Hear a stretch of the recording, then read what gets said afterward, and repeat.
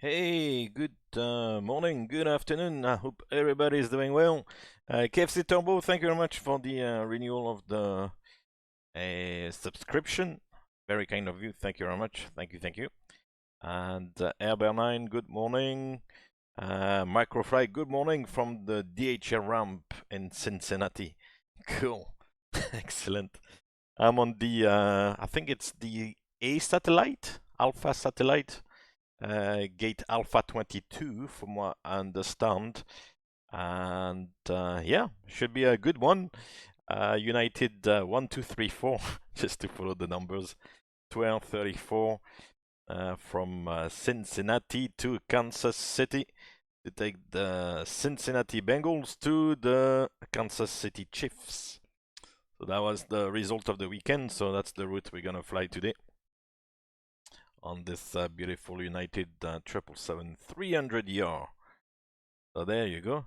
I hope everybody's doing well. You had a good weekend and stuff. Mind you, it's already Thursday. Yeah, I'm lost in time anyway. Doesn't matter really. Like always, it's like I'm living on another planet or something. But yeah, that's all right. We'll survive. All right, so we have a flight plan today again. Let me put that just very briefly. 1 hour and 24 minutes. Travel 320 from runway 18 left here in Cincinnati to probably runway 19 left in Kansas City. Decent weather actually. You can see in the sim here, it's relatively clear. A little bit chilly in Cincinnati, minus 11, and I think the latest weather actually I got was minus 12. It's a little bit chilly on the Willy. And then Kansas City, maybe a touch windy, but a little bit warmer, just about zero. Mind you, it's early morning and real time now over there, so of course it's still early. And the alternate is St. Louis, where it's actually snowing at the moment. But it's not looking too bad, it's just light snow, so it's not too bad. Excellent. So yeah, should be a good flight, nothing really out of the ordinary. And yeah, if everybody is ready, without further ado, we'll jump in and get FS2 crew or Natalia and send her for the walk around. First of all, do the PF events. Hi, Captain. How are you today? I'm great. And we'll send her for I'm the out walk for the around. walk around. Have a good time, Natalia. It's minus 12. He's gonna come back all cold. Very good. Right, so yeah, Cincinnati is a little bit difficult to find scenery, so I've had to tweak a couple of things here and there. So hopefully it's gonna work out okay. It's actually a big airport in terms of layouts. 4 runways, like 3 parallel runways, runway 18 left, center and right, and then there's a cross runway, runway 2709. So big airport. However, in terms of passenger terminals and stuff, it doesn't look like there's too much. I think it's like those 2 satellite passenger terminals, and then of course a bit of general aviation, cargo, and other things like that. But yeah, it's a big airport for. I'm not sure how busy it is, so, but it doesn't look that busy. So anyway, but it's a huge airport, huge area. So yeah, it's one of those things. Hey Alessio, good morning, good afternoon. Hope everything is okay. Welcome back. And today is the time of the month. The famous time of the month. Today is new Iraq Day.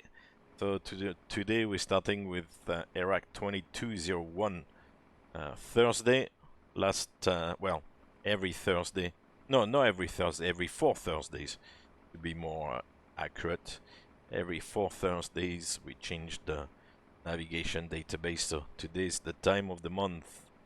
So I've just before coming on updated that, and also today I'm not sure the landing rate competition is gonna work, and actually up there also the flight information is not available for some reason. The thing is is not logging and is not working today. I've not touched anything, so there's sometimes a little glitch. It's happened before, then it came back by itself, so I guess the thing is down and I have to wait a little bit. Maybe wait a couple of days and then it will come back. But yeah, there's nothing I can do about that today. So yeah, no landing rate. I don't think it will come on, and no ETAs on the arrival and stuff like that. So with that out of the way, we'll get cracking. So up here we'll switch on the ADIRU, arm the emergency lights, and check the status here. Status is good, no issues, so that's perfect, excellent. And we'll start with the FMC. So I got a model 777-300ER, G90 engines. Once again, ARAC is 2201 from 27th of Jan until the 24th of February. So we're good for a month now. We are in KCVG, which actually the name doesn't really, the code actually comes from, I think the airport is somehow called Covington or something. I'm not really sure why. Let me see. On Cincinnati.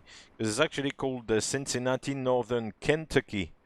And it's in Ohio, and yeah, so it's at the boundary of a couple of states, and yeah, it's a little bit funky that way. So yeah, Cincinnati, Northern Kentucky, like Kentucky Fried Chicken. I like the references. Huh? So yeah, but there's also a Covington name associated to it, so that's what the ICAO code or the IATA code as well, CVG, comes from, I think. So KCVG is the reference airport.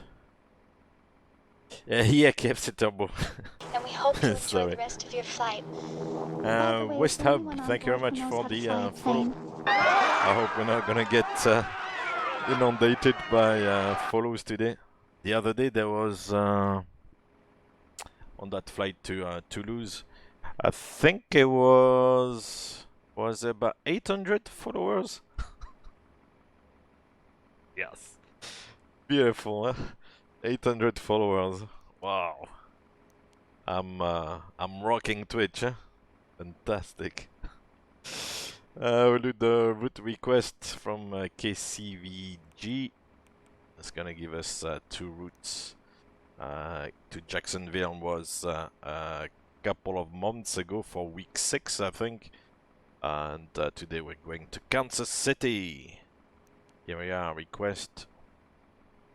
Yeah, man. 800 or 800 and a bit like followers. Yes. We'll see. Right. We'll load. Somebody had nothing else better to do so than to send all these followers my way. So yeah. Hopefully today it's gonna remain quiet. I don't want to have to mute all the alerts and then have to purge them at the end. Right, so we are in KCVG to KMCI, United 1234, 1234. I couldn't find a direct flight from Cincinnati to Kansas City. There's a couple of regional flights and Southwest and stuff like that. But they're all stopping somewhere, either in Chicago or in whatever, somewhere along the way. But direct flights, there are none. So yeah, so I've had to improvise.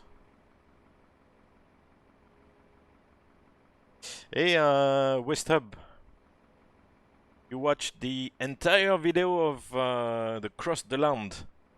Oh, thank you very much. Thank you. That's a long one. That's at least, was it 7 hours or something? That was a long flight. A bit of sorbomaitis at the end. It was 8 hours, 30 minutes. Yeah. Took me 5 days, I guess. Yeah, I know you can't you can't watch everything in one go. I guess it's a little bit on the long side. I do remember trying to set like chapters in the video, so maybe the chapters help a little bit to to cut it off and watch like bit by bit. But yeah, it's a long video to watch. But I guess I quite like putting the whole flight, because if you do a flight, I know that very few people watch the whole thing. But if I put a flight and I call this like a flight, and it's like a takeoff and a landing, and there's nothing in between, there's no flight preparation, there's no aircraft shut down at the end or anything. If it's not the whole flight, for me it's not a flight, you know, it's just like snippets of a flight. So I know that maybe most of the videos at the moment are a little bit on the long side, but yeah, at least it's the whole thing, you know. Sometimes I can cut like bits which are not always necessary, but yeah, otherwise I try to keep most of the videos. So yeah. Yeah, I'm glad you're saying that, Westhub, because I do feel, I mean, I'm obviously very biased, you know, but there are times where I kind of watch again what I've done and what I've published, and I do find, you know, there's like, we have like interesting chats during the cruise. We can chat about like, you know, various things, and sometimes it is interesting, you know. It's not like just like random nonsense or like just like, you know, messing around, or there are interesting things to you Hi know, guys, can we start boarding now? to talk about, and so yeah, definitely. Yes. Thanks. Let's board everybody. First of all, let's get rid of the catering and boarding. 599, nope, a little bit much. Got it 45. There you go. So yeah, anyway, as I said before, I'm not you know, trying to make like fantastic videos and stuff like that. So those flight videos is just like as a record of the flight, really, more than anything else. And I'm glad that some of you, you know, find those videos interesting. Yeah, that's very good. And for those who don't, then what can I say? Huh? There's nothing else I can do. Right. So we've done the first page here with the flight number, and then we've got the route. It's only 2 waypoints. There are long transitions on the departure and on the arrival, so it's just 2 points. So yeah, quick enough. So we'll activate that and execute. Then on the perfinet here, I'll reject and put the reserves. As I said today, the alternate is St. Louis and reserve 8.4, so that's the fuel to go to St. Louis plus the last half an hour. Cruise altitude 320. The flight is not very long, an hour and 25 minutes, so no need to climb too high. A bit of a cruise phase. Cost index 40, and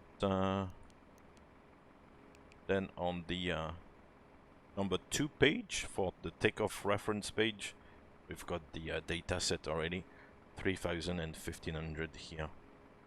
So that's good. Then we'll go back to the departure arrival and enter the departure and the arrival. So today I cannot put the meta on this. So we can possibly put it on Volanta, not on Volanta, on what's it called? The pilot. It's very cold. On the pilot you can do dot meta KCVG. Ah no.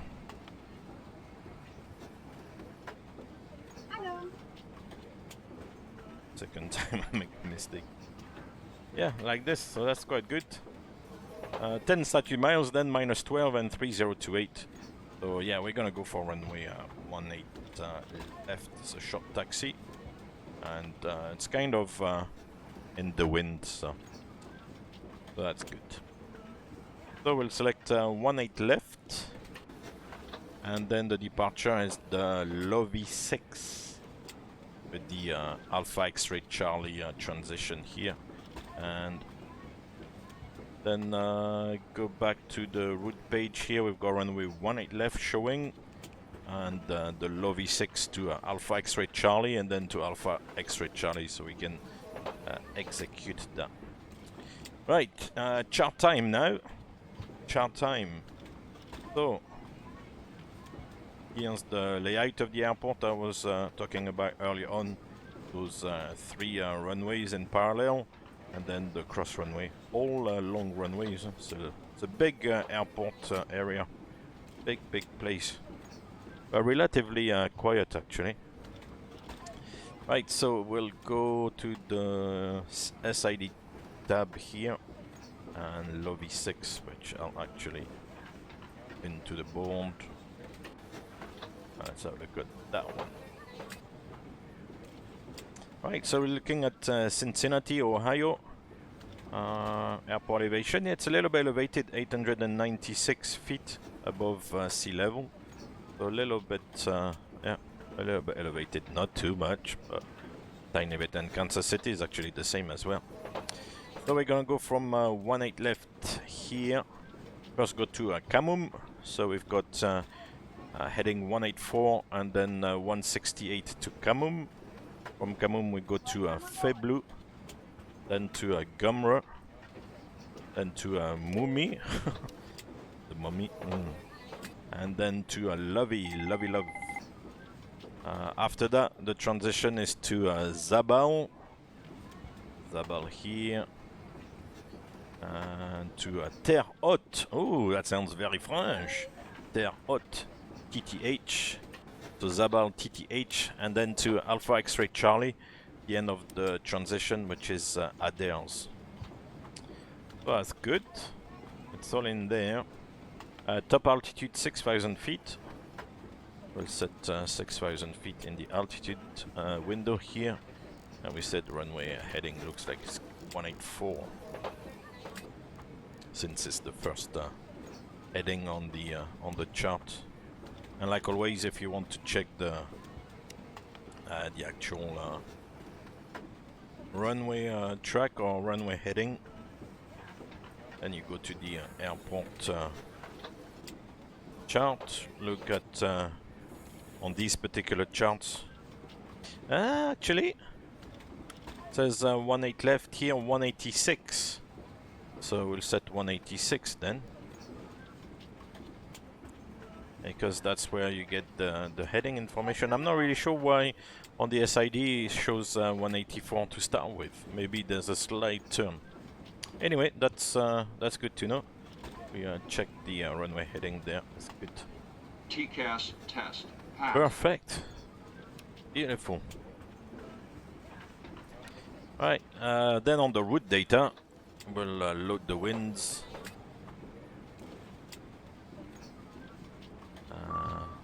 I am ready for the checklist. All done, Natalia. So we've got the winds here we can execute, and then go to the VNAV page, forecast, and load the winds here. Beautiful. Then on the nav radio page we don't need to do anything, it's on the 777, actually, we never really play too much with this FMC page, so we can leave it as is. The departure is all RNAV.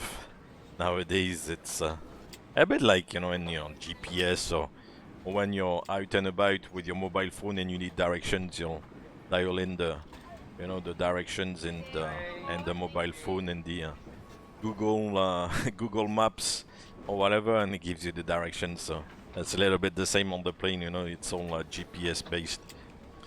Destination is 490 miles away, which checks with the flight plan. The flight plan is 511. So on the FMC it's a little bit shorter because we don't have the arrival yet. So that makes sense. As long as this number is a little bit smaller than what's on the flight plan is good. If this number was way bigger than what we have in the flight plan, maybe some of the airways in the FMC are like all mixed up and we're going like halfway around the world or something. So yeah, that would mean that there's a mistake in the FMC, but if that checks roughly, then it's good. It's a good sign. Cool. Route. We'll do a route copy onto route 2 and then back to route 1. And FMC comp page we can leave as is here. Fix and 4 we don't really need to do much. This one will keep us 250 below 10. I don't think there's a need. The airport is, as I showed earlier on, is just below 1,000 feet. AMSL, so above sea level. So we can keep 250 below 10. If the airport starts like, you know, being above 1,000 feet above sea level, then the 250 below 10 you can correct to 250 below 11 and so on and so forth. But when it's like not quite at like 1,000 feet, then I guess you can leave it, you know. So that's what we'll do. Talking about, you know, I did the route copy onto route 2 and then back to route 1.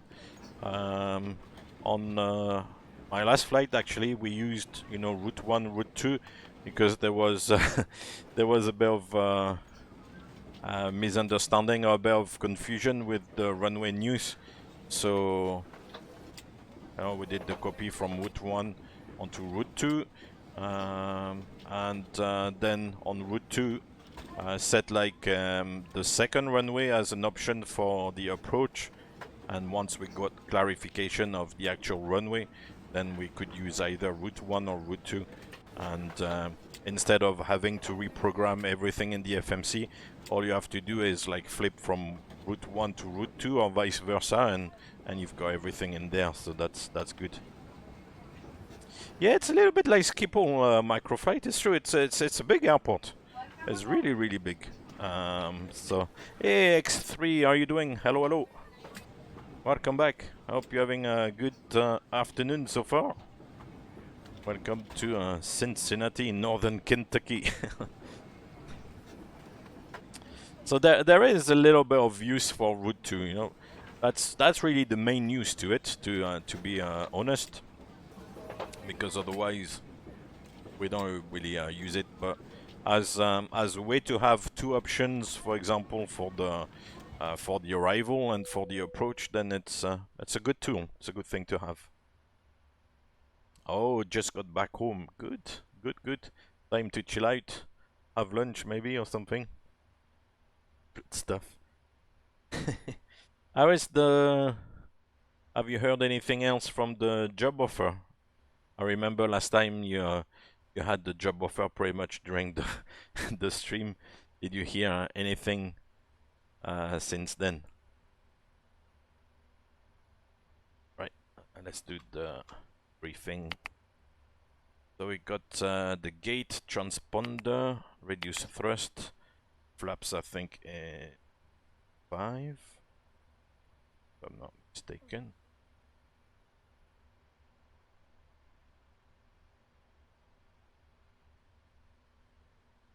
Flaps, flappity flap.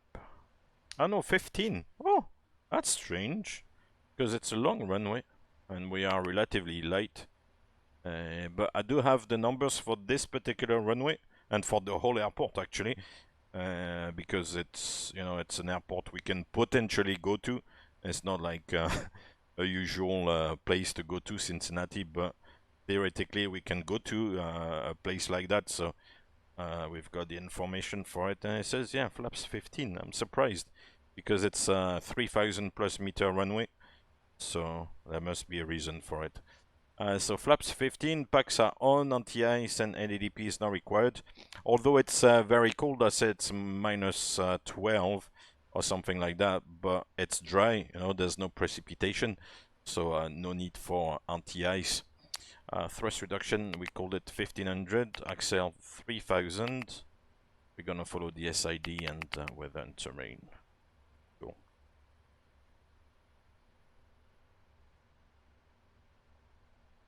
Oh, cool. So signing the contract next week, and did a successful job at doing the, well, at presenting, and yeah, I see what you mean, the thesis. Oh, good stuff. Well done. I'm glad for you. That's a weight off your shoulders. That's good. Right, so let's blank this. Let's do the pre-flight checklist then. Before that, actually, I need to set up this one quickly. So the flight director comes on, 186 is good. We check the oxygen. And here we go, flight director, Toga Toga, 3028, runway heading 186. And here we'll change it to inches of mercury as well. And radio panel is good. Time to put the adult shoes on now. It's okay, huh? You can keep your kid shoes or your teenager like shoes on as well. I mean, it's good to stay young as well, a little bit at heart at least. Physically maybe not, but in your head and in your heart it's good. Right, let's do this one. Pre-flight checklist. Don't recognize. Pre-flight checklist. Pre-flight checklist. Oxygen. Tested 100%. Tested 100%. Flight instruments. Heading 261, altimeter 3028. Heading 261. Altimeter 3028. Pre-flight checklist complete. Alright, we got a little bit of dome light going on there. Yeah, we don't need the dome light, it's daytime. Alright, let's have a look outside. Yeah, everything has been done. We boarded everybody. The pilots are like behind. Right, so let's do, actually let's start the APU to start with. So that then we can disconnect the ground power. So while the APU is starting, talking about APU, actually, I don't know if you noticed the question on the Discord server. I think it was from Bill, asking about battery start for the 777 with only pneumatic, you know, air source, which will mean the APU will be totally kaput. The APU wouldn't provide bleed air, and the APU wouldn't provide electricity, because sometimes what happens is that the one of the two components of the APU wouldn't work, but the other would. So maybe the APU wouldn't provide electricity, but would still provide the, you know, the bleed air, the compressed air, to help with engine starts, and vice versa. Maybe you would have the electrics, but it wouldn't provide the bleed air. But in the case of battery start, then none of the functions of the APU are available, and it also means that if I still remember from what I replied, that you don't have also ground electrics. So either that the ground electrics are not available at the airport where you are, or that maybe there's something wrong with the actual plug or something. So it's a bunged up aircraft actually. And then you can start one engine. From what I understand, it's the left engine. But it's really to help, you know, having the aircraft and the state it currently is here. So to have the aircraft powered up, because if you were only running the aircraft on the battery would drain relatively quickly. So it's really to get like the aircraft set up. So it's not a very convenient situation because you're not gonna refuel and board and do the usual, you know, pre-flight thing with one engine running in the background, you know. Above all on the left side, because in most airports, you know, everything is geared for like boarding passengers on the left side of the aircraft. You would also very often refuel the aircraft from the left wing, so it's a lot of things that would be highly disturbed. Yeah, it's not really a common scenario, you know, to start the engines with only the battery. So yeah, that was a good question because technically it is of course possible, and there's a specific procedure for it. Just you know, for me to explain this live instead of, you know, just on the Discord server. Anyway, zero fuel weight 227.6. There's a human being behind the answers on the Discord server. So 227.6, 20.4 tons. That's 248 tons. Yeah, that's pretty much what I was expecting. Ladies and gentlemen, welcome on board So that's today. good. As you locate your assigned I seat, assume please temperature place smaller items is under the seat in front of you to provide more room for larger items in our overhead compartment. 68 degrees. If you need assistance, contact a flight attendant. If you are unable to accommodate any item in the cabin, please bring it to the boarding door and we will check Engine it for out you. is 1000, Also, accelerating review the safety 3000, instruction thrust card reduction in your seat 1500. pocket. If you are Flaps seated we in said an is exit seat, also 15. review the exit seating criteria. CG by PMDG is 30%, 5.25 units equivalent. And the speed should be 148. Doors cross check. Yes, sir. 149. And 153. So that's what Mr. Boeing would give you if you were in Cincinnati in the exact same configuration. Same aircraft weight, same weather, same runway.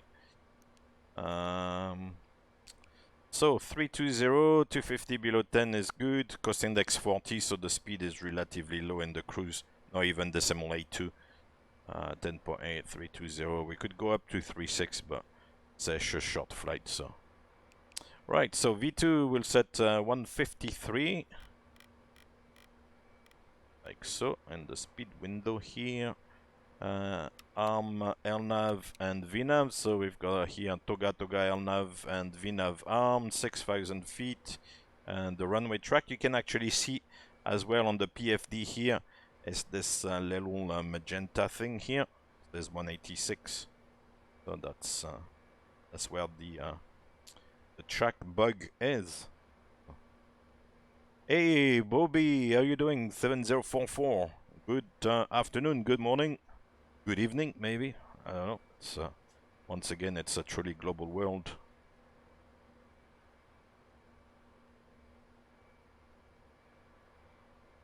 Oh, is it? Oh, Boboy, not Bobby. Boboy. When it's red, because I don't know what it's like on your chat, but on my chat is red, and when it's red, the letters, it looks like the letters are actually closer together. So sometimes I'm like, what does it say? Anyway, oh boy. How are you doing, boy? Right, so we'll disconnect that one. Our ground flight deck. Go ahead. Please disconnect the ground equipment.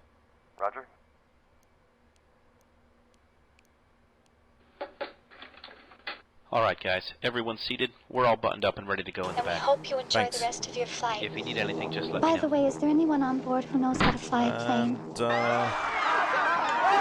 And boy, thank you very much for the follow. Thank you, thank you. Welcome to a fantasy flight, United 1234 to Kansas City. Right, so he's closing the door, so that's good. Let's do. Let's call the guy on the ground again. Ground flight deck. Go ahead. Can we pressurize hydraulics? Roger, you're cleared to pressurize the hydraulics. Before start procedure. Are we cleared to pressurize? Yes. Okay. Okay. Right, so Natalia is gonna pressurize. So the right electric hydraulic pump goes on auto. Then the C1, C2 electric on, like this. And auto. Yeah. Fuel pumps come on. Gonna switch the beacon now. And I think the transponder comes on. I am ready for the checklist. Ready for the checklist. I've got one thing to do that I almost forgot. Is to set the trim. So we'll look at the trim here, CG. And the trim unit equivalent. It shows for 30%. It's 5.25. So we'll come down here and with the stab trim button here, the aircraft, that's where you would move it. Those buttons either up or down, set 5.25 units of trim here. So that's 4, that's 6, 5 in the middle, and in between the 5 unit and the kind of half is 0.25. So yeah, let's do the checklist. Are you sure?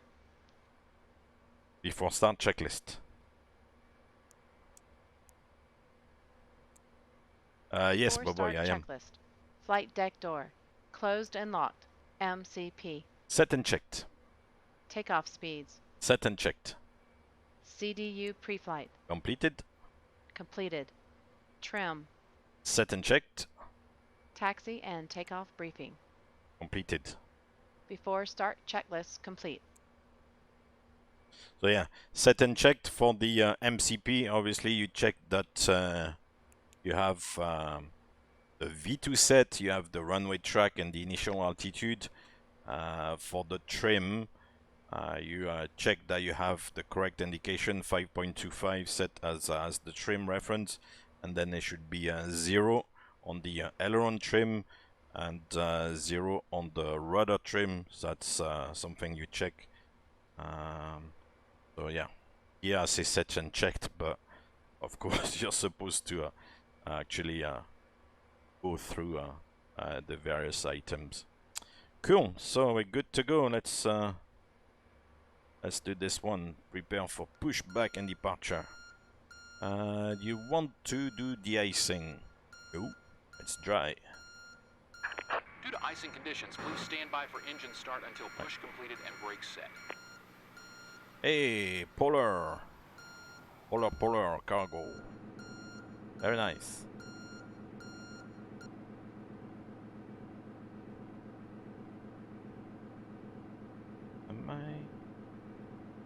Where am I on Volanta? Hello, Captain. We are ready for pushback. Hello. We are ready for pushback. Oof, in Volanta, I'm in Toulouse from the last flight. Go to Cincinnati.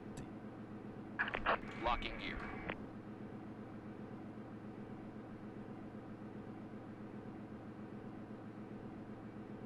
Here's Volanta.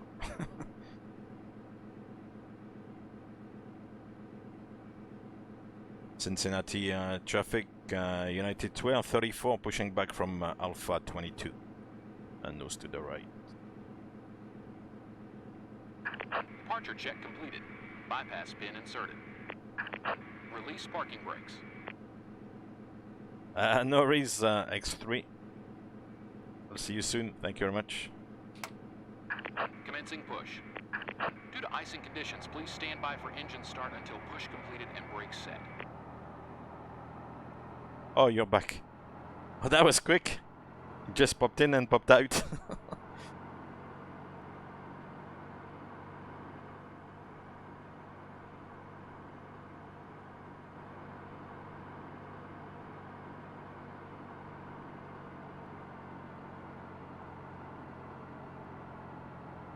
Start sequence is 2 then 1.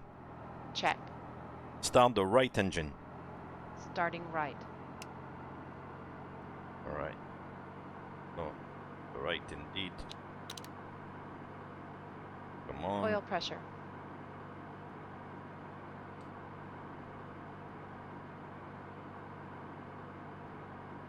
So once again, what GSX says about not to start the engines before the push is complete and everything, that's nonsense, unless the apron, you know, the parking area here is slippery, like it's like an ice rink or something, but otherwise there's no restrictions whatsoever.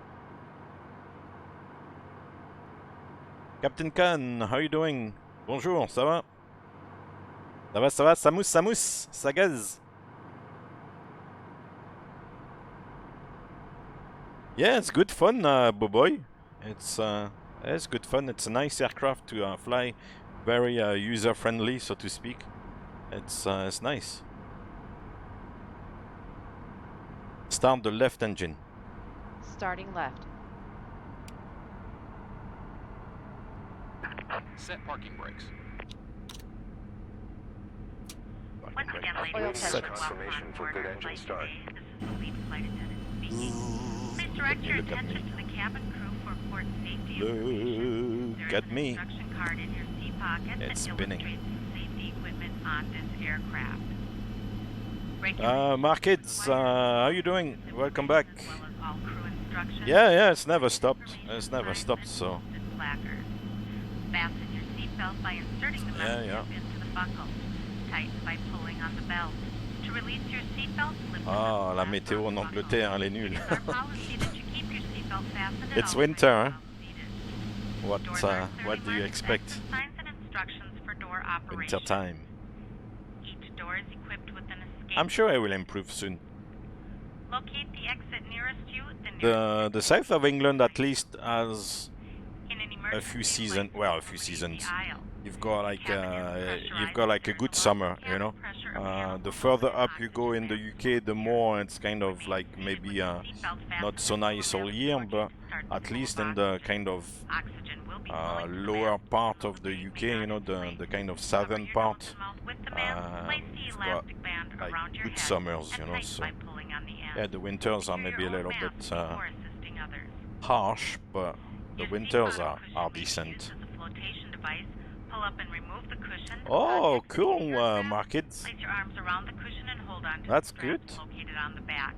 This is a non-smoking Is it in Europe or is it in your part of the world? If I remember, you're in another part of the world. reading light buttons are located above your seat. Thank you for Right, your attention. let's acknowledge this one. Good engine start.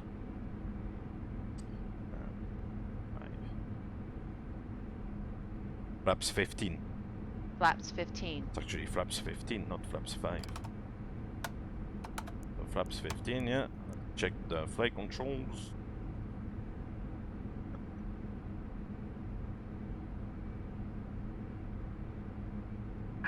Unlocking gear. Yeah, but Birmingham wouldn't be too bad, I guess. Disconnected. At least as I said in the summer. But I mean, it's just the geography of the place, you know. It's not renowned for tropical weather anyway. So, but the summers are nice, you know. You can get like decent summers. At least it gives you a break from the winter. It gives you a break from the rain and all that stuff. So. Okay, cool, Markets. But you're not from. Are you from that part of the world? I thought you were from way further east and underneath.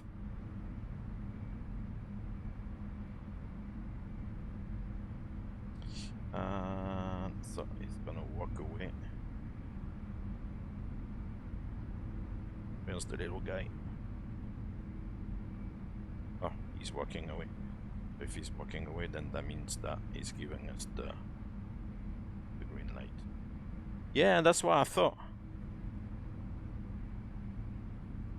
So we can check the rudder. Full left, center, full right, center. Before taxi checklist.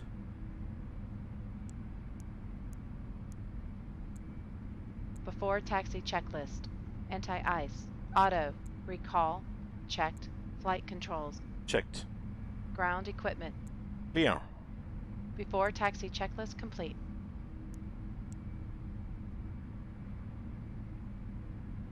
Clear left. Clear right. Kansas, correction, Cincinnati Traffic United 1234, taxiing to boiling point 18 left.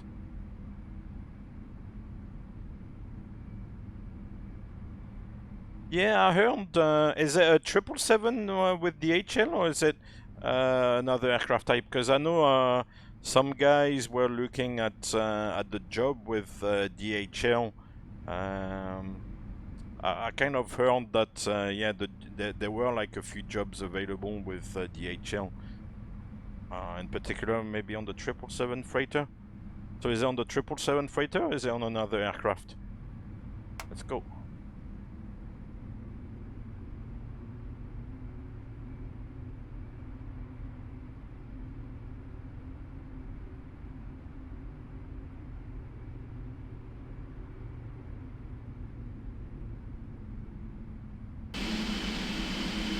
Okay, so we'll turn right here and do a kind of S-turn.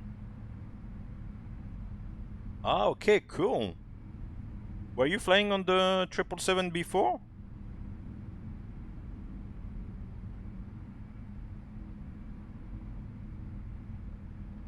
And left again. The cabin is ready. Excellent. Cabin crew, take your seats. Okay, this bad boy.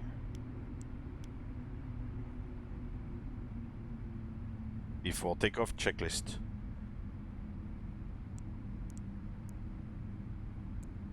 Oh, 7-6. Okay, that's what I thought. Complete. Checklist complete. Oh, that's good then, because that gives you a new type to get your teeth onto. That's good. You will enjoy it. It's a nice aircraft.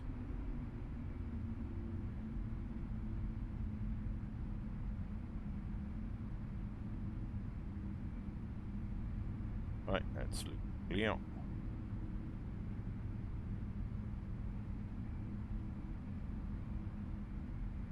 Cincinnati Traffic United 1234 rolling 18 left. Right. Runway entry procedure. Check. Traffic, Polar 126 behind the departing 777 line up runway 18 left.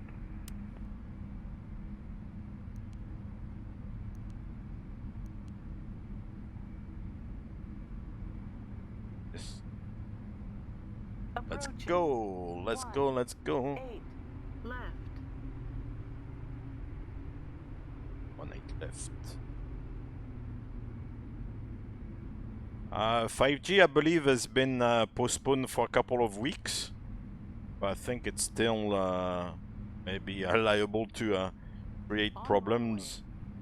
This is really a funny one, because obviously somebody's not done their job properly, or somebody's been kind of having a bit of a siesta there, you know, it was a little bit asleep, because surely they would have realized that there will be like you know, a conflict with the those radio waves or whatever. So oh yeah, somebody was asleep, I think.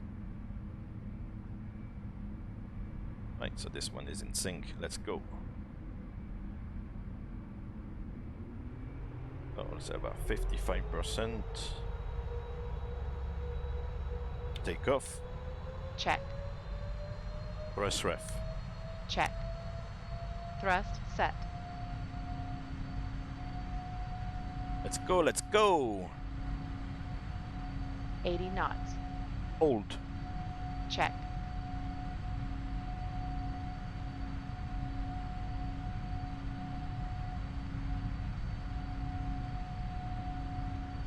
V1. Rotate.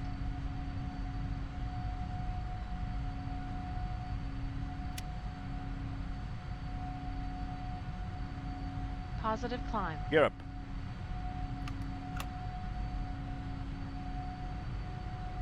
$400 feet. Thrust ref. Check. Enough speed. Check. LV. Check. Allez, allez!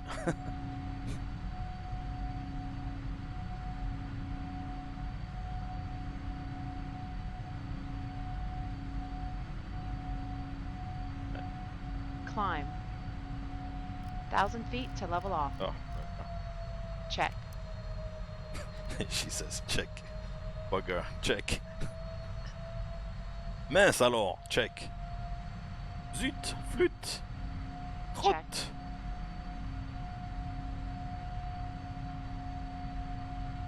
J'ai envie de dire zut, flûte, crotte, en chien. Check.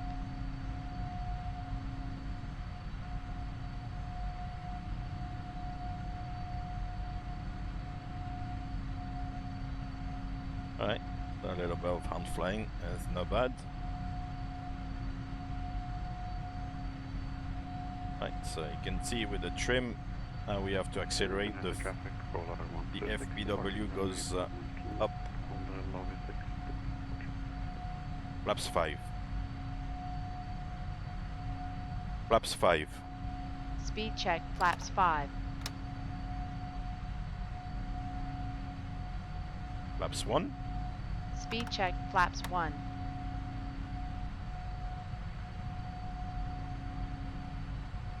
Flaps up. Speed check. Flaps up.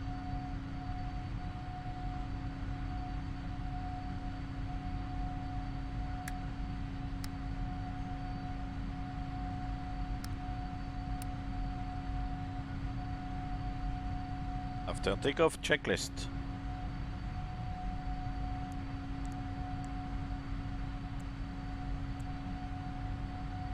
After takeoff checklist. After takeoff checklist complete. Tickety check.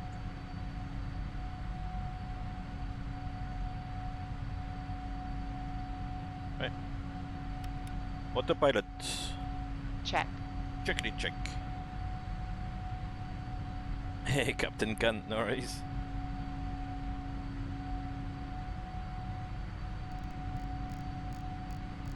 We can fly the aircraft. A lot of people think, oh, you know, autopilot, autopilot, autopilot. We can fly the aircraft. It's actually quite enjoyable to fly the aircraft.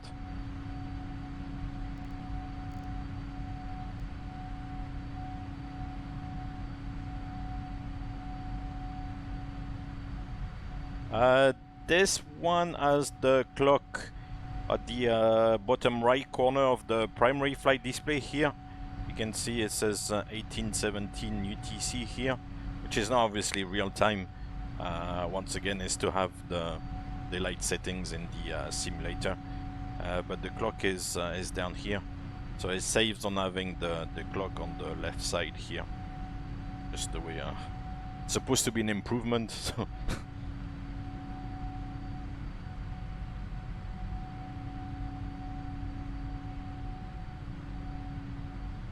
10,000 feet. Oh wow, that's a big trip. Gatwick, Luxembourg, St. Petersburg, Istanbul, Erbil, Riyadh, and Islamabad, and then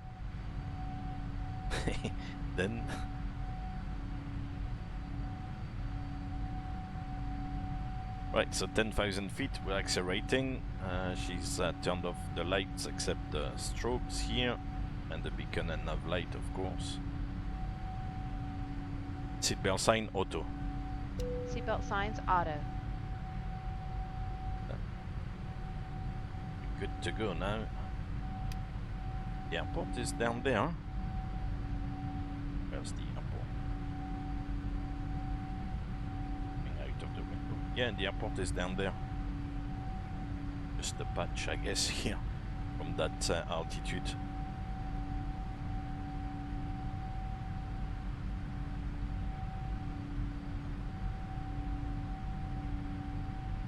Here we are. I would imagine that possibly this is the Ohio River, no? Yeah, it's the Ohio River. Beautiful.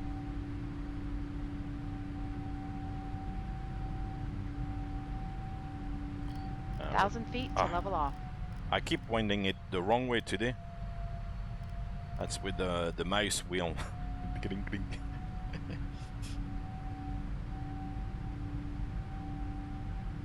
Let's go, let's go. Alright, let's get some music then. We like the music, don't we?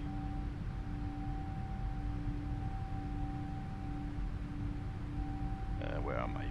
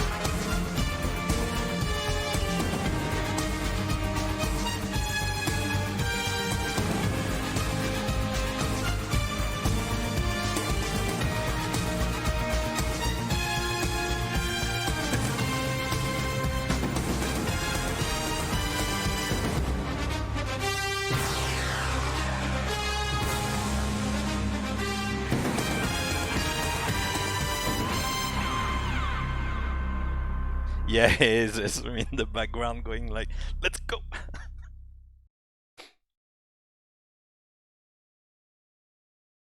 Looking forward to the landing song now. Yeah. That's a funny one as well. And then you're gonna do Captain Khan, you're gonna do Islamabad, Riyadh, Erbil, Istanbul, Bucharest, Helsinki, Luxembourg, Gatwick, all on VATSIM.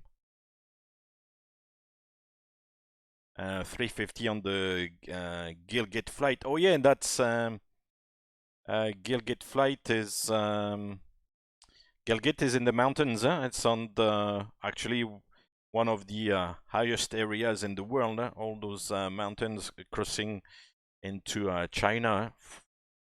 That's spectacular. I'm not sure I would be able to join because I'm not flying on the simulator here too often. But if you have a schedule, then possibly I can join on one of the flights to do everything. Probably not because I won't have the time or I won't be around. But if there's a flight I can do, yeah, why not? Since we're on VATSIM, of course, it depends also on the timings and everything, but that's an option indeed.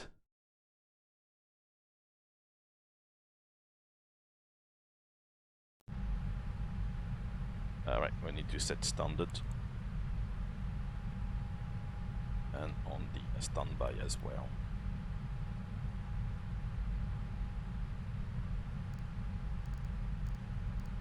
Do you know when you're gonna do all these flights? And obviously it's gonna take a while, I would imagine. It's not like to be done all in one day. But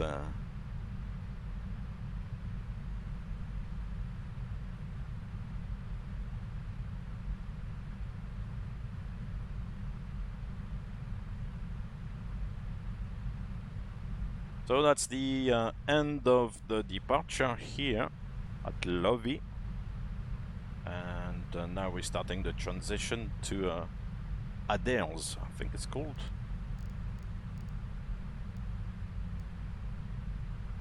I need to use the mouse button instead of the mouse wheel to change the numbers here because I keep changing the numbers in the wrong direction.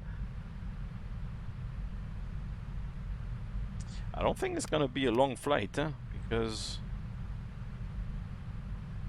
oh, mind you, it's a long transition.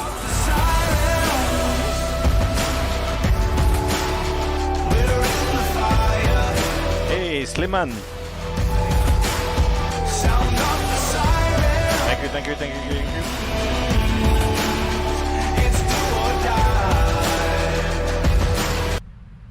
Thank you, sir, for the renewal of the subscription 3 months in a row. Sliman, thank you very much. You are very, very kind. Thank you very much. Good evening, good afternoon, good morning, truly global world. Somebody's morning can be somebody else's evening.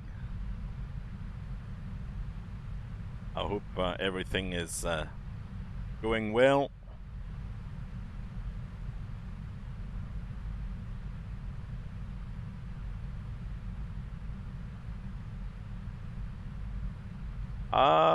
The thing about using the track on the 777 in particular here, of course, it's because it has some sort of a logical thing to it.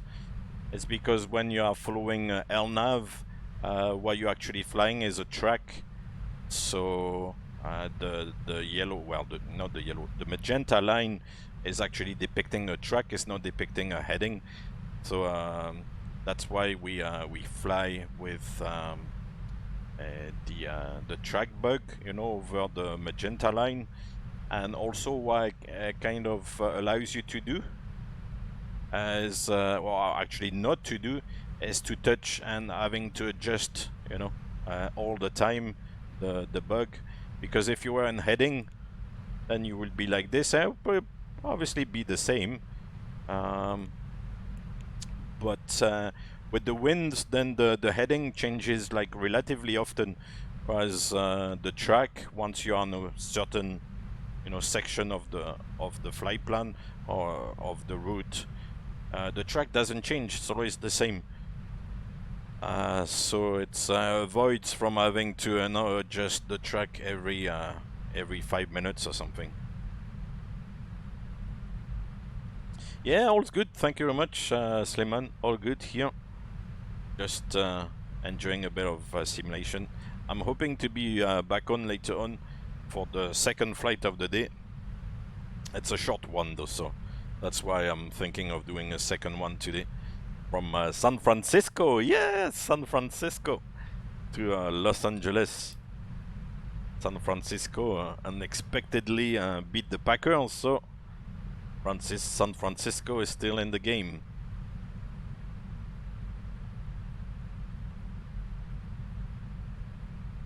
Why wouldn't ATC assign track instead of heading? I think it's more like a historical thing. ATC is always kind of used heading, and older aircraft as well. There was not a function to fly track, and therefore, like, ATC couldn't ask aircraft to fly heading because they couldn't do it. I think it's only in modern airliners where you can fly with the track. 1,000 feet to level off. Even on the 737 NG, you cannot fly a track. You can only fly a heading. The autopilot is only geared up for heading. So, but I heard there was some sort of a trial in the Maastricht upper area airspace there for actually flying tracks. So maybe it will happen in the future. You never know. Got speed in our path. 820. Hey, the Johnny, how are you doing? I hope you're doing well. Welcome back. That's it, 320.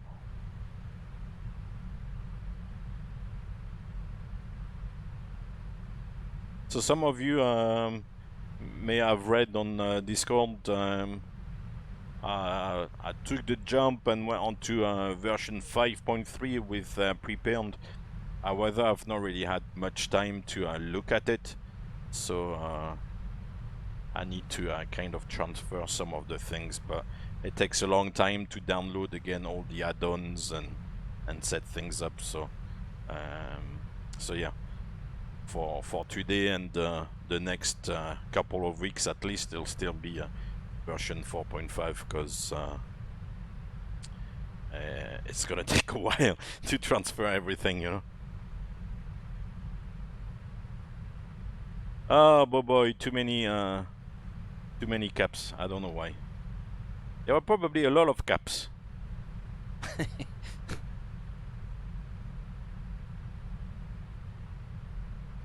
That's it. We are on our merry way. We should have Indianapolis there to the right of the aircraft, but it's all cloudy, so we cannot see anything.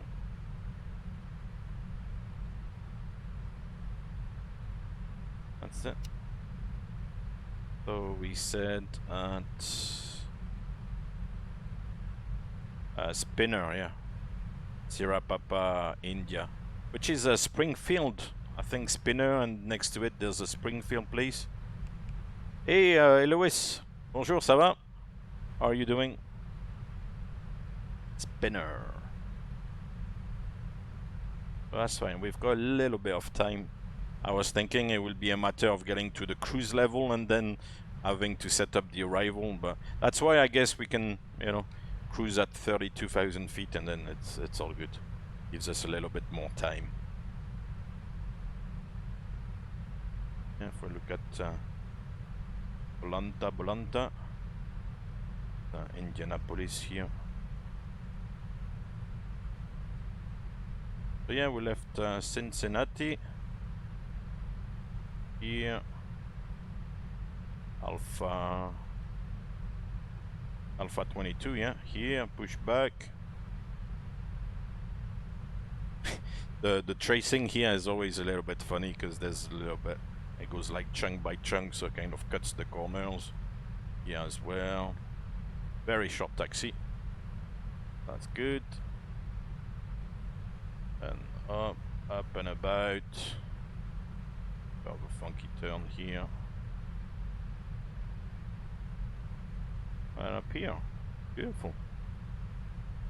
So far so good.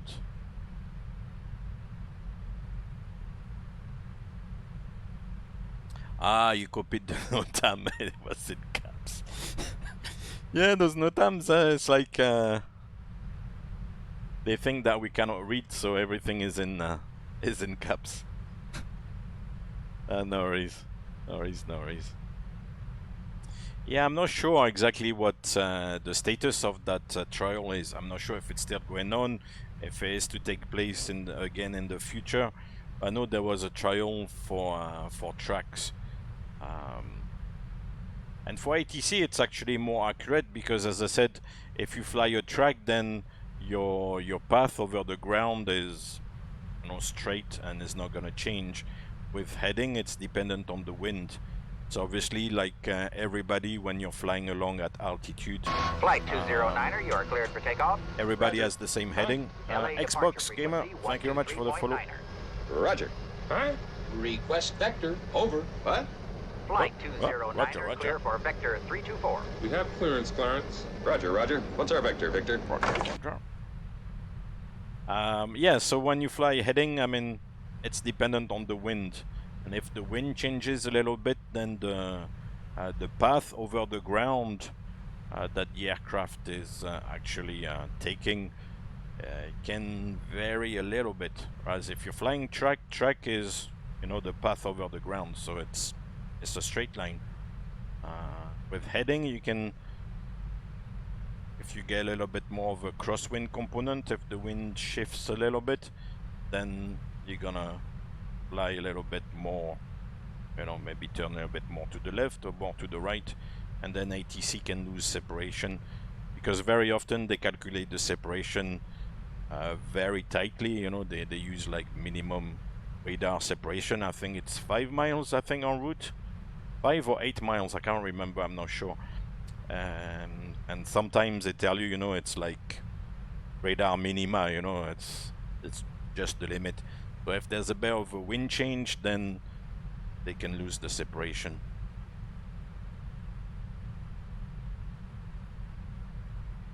So if you are given a heading by ATC and there's strong crosswind, does the pilot has to correct, or has ATC taken it into account? No, ATC would have taken it into account. They would have, above all nowadays, they would have an idea of what the wind is doing at altitude, and they will see with the heading they are giving to various aircraft. They will see actually like the you know, the path that they are flying over the ground, and therefore if there's a strong crosswind, they would probably take it into account, so that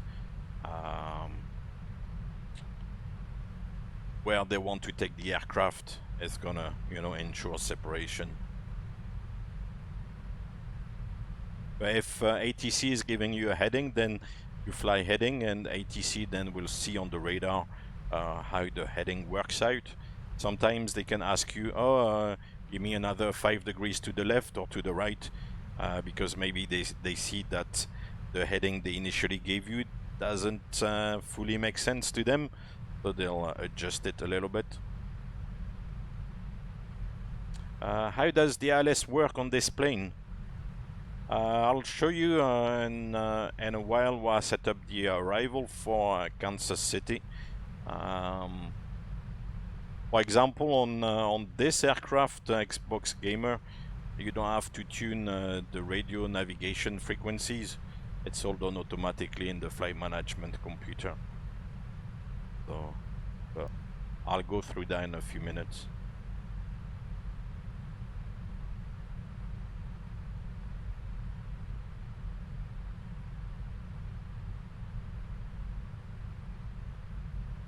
And ZapCTR guy, how are you doing, sir? And yeah, on radar, then it's aligned with magnetic north, which is what the aircraft compass is using. Yeah. And that's why, as said, historically speaking, they've been given, they were giving, and they're still giving headings, is because, you know, it matches with the radar, as said, on board the aircraft. You have in some aircraft only a heading function, so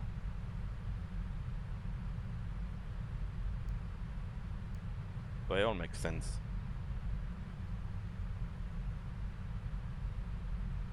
Has the US changed the title of NOTAMs? You're talking about the 5G NOTAM?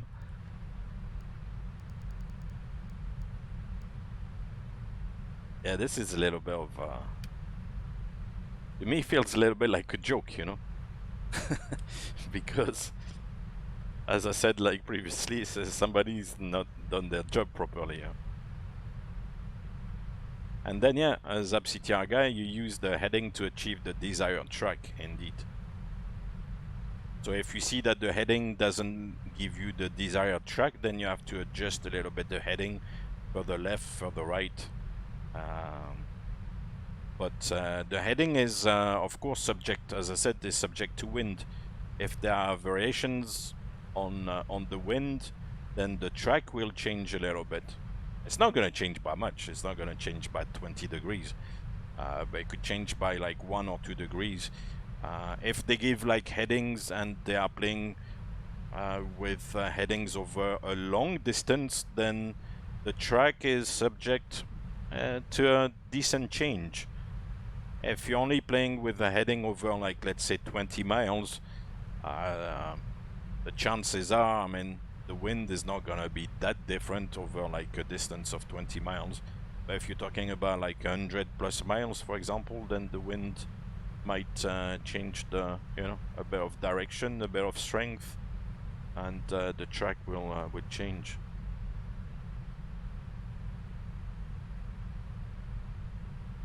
I think that's why they were trying that track thing over in Maastricht. Hey, the boys, you're flying the freighter to Amsterdam from UNKL, UN, is it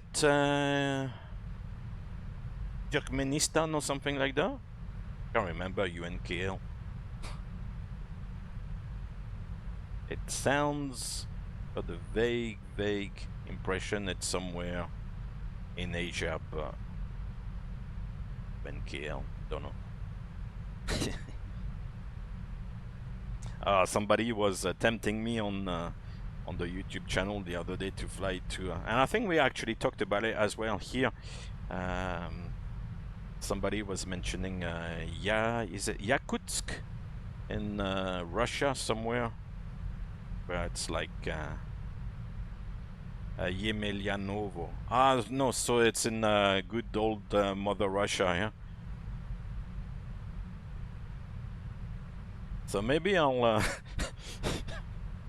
I'll do a flight to a place like that. Above all, at the moment, because it's very cold. It's like minus 30, or it's like city cold. So maybe when I've got a little bit of time here, I'll do a flight to a chilly place. Notices to airmen, NOTAM. Almost there. It's not missions, it's men. From what I understand, I mean, don't take my word for gospel, you know. But I do believe that NOTAM is notices to airmen.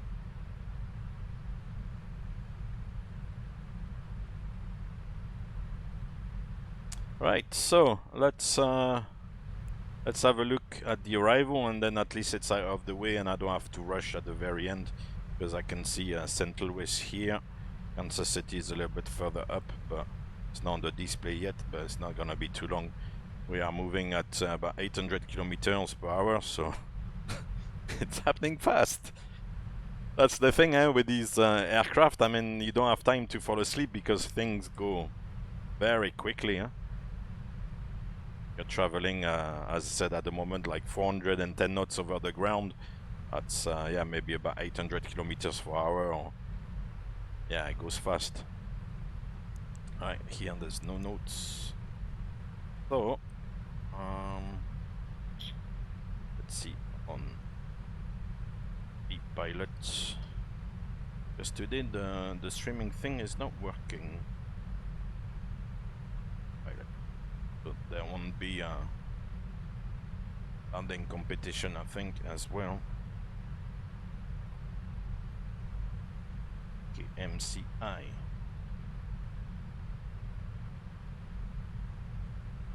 Uh, 250 at 11. Okay, -1 still. 3018. Didn't start you. Oh. Reset 3018. Oh, I hope the neighbor is drilling. I hope you're not hearing that going through the microphone, because that will be annoying.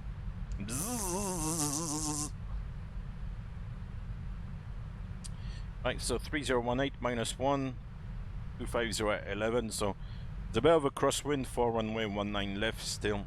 That's good.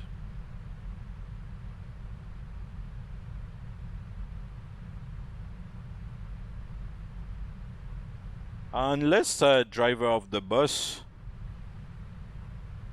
unless they changed it, possibly. I've not heard it. Well, I'm not aware of any particular change, but sometimes I'm not like keeping too much up to date with these things, so I may have missed it.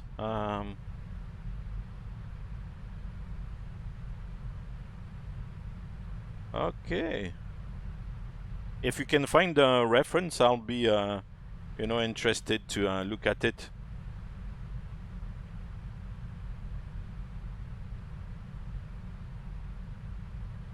Oh, near your old stomping ground, 6 years at KBLV. KBLV. Oh yeah, here is next to St. Louis, or not very far from St. Louis. Looking at St. Louis. It's kind of east of St. Louis. Have a look.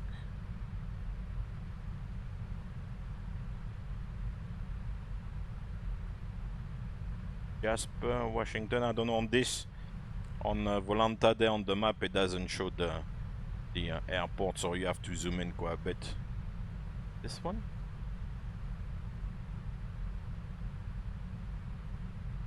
"30 miles east-southeast of St. Louis." So here's Louis, east, southeast, east, southeast. Mount Vernon, Wayne City. This one?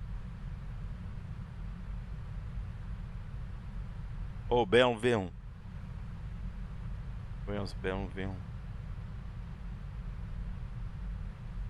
Or Carterville?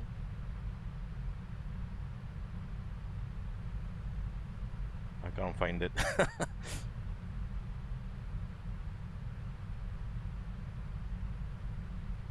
Again, St. Louis. Bill.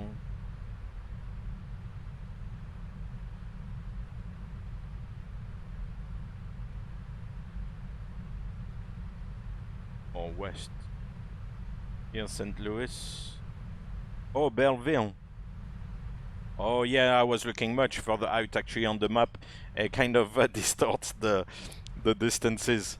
This one, Belleville.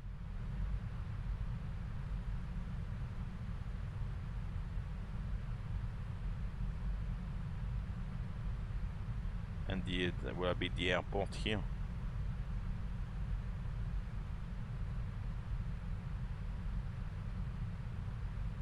Yeah, Belleville. Or this one maybe.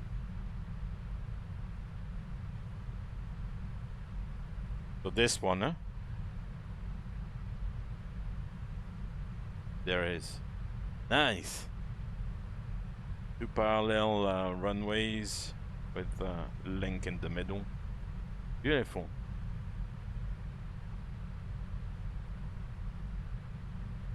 Here is from the air, satellite view.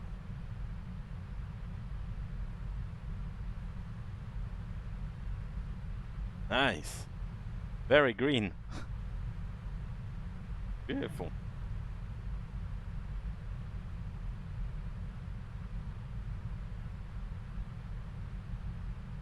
How long did you say you... Oh, 6 years. 6 years you did there. Fantastic. Is it military or civilian?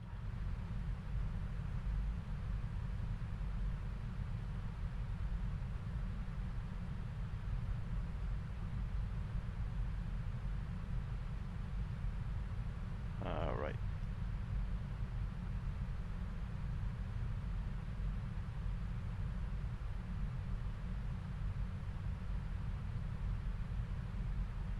Let's go to KMCI.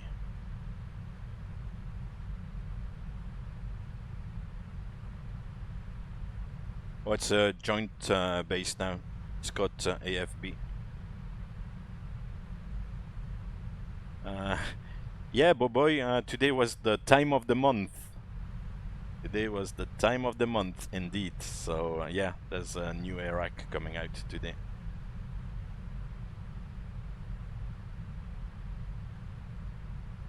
Hey, Burak, go Bengals! Go Joe franchise! Yeah, it's gonna be an interesting one. The game against the Titans was a little bit tight and stuff. The Chiefs were good, but the Bills were very good as well. It was a very tight game as well. Very interesting to watch. So we'll see what this one has in store. Right, so it's the Bramer 7 arrival. I'll pin it and then pick up 19 left. I'll pin that one as well. And then on the ground, I've got a special gate. We are very special. It's 69 here. Like 69. Oh! That's it. But let's go back to this one first for the arrival.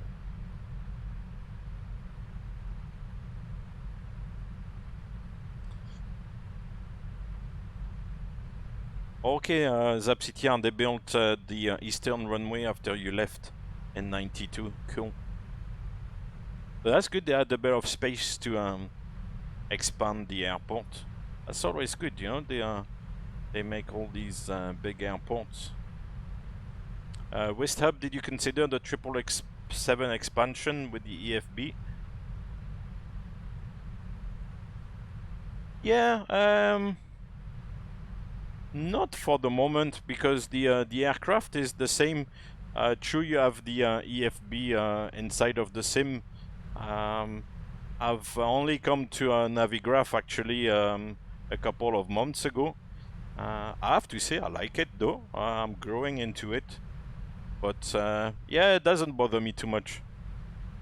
Most of the aircraft I fly actually nowadays, there's no more like EFB here. We use some sort of like electronic device, so I'm not really fussed about having the EFB here. Right, so we're gonna go. It's still showing Cincinnati, so we have to go index and then KMCI arrival and ILS 19 left.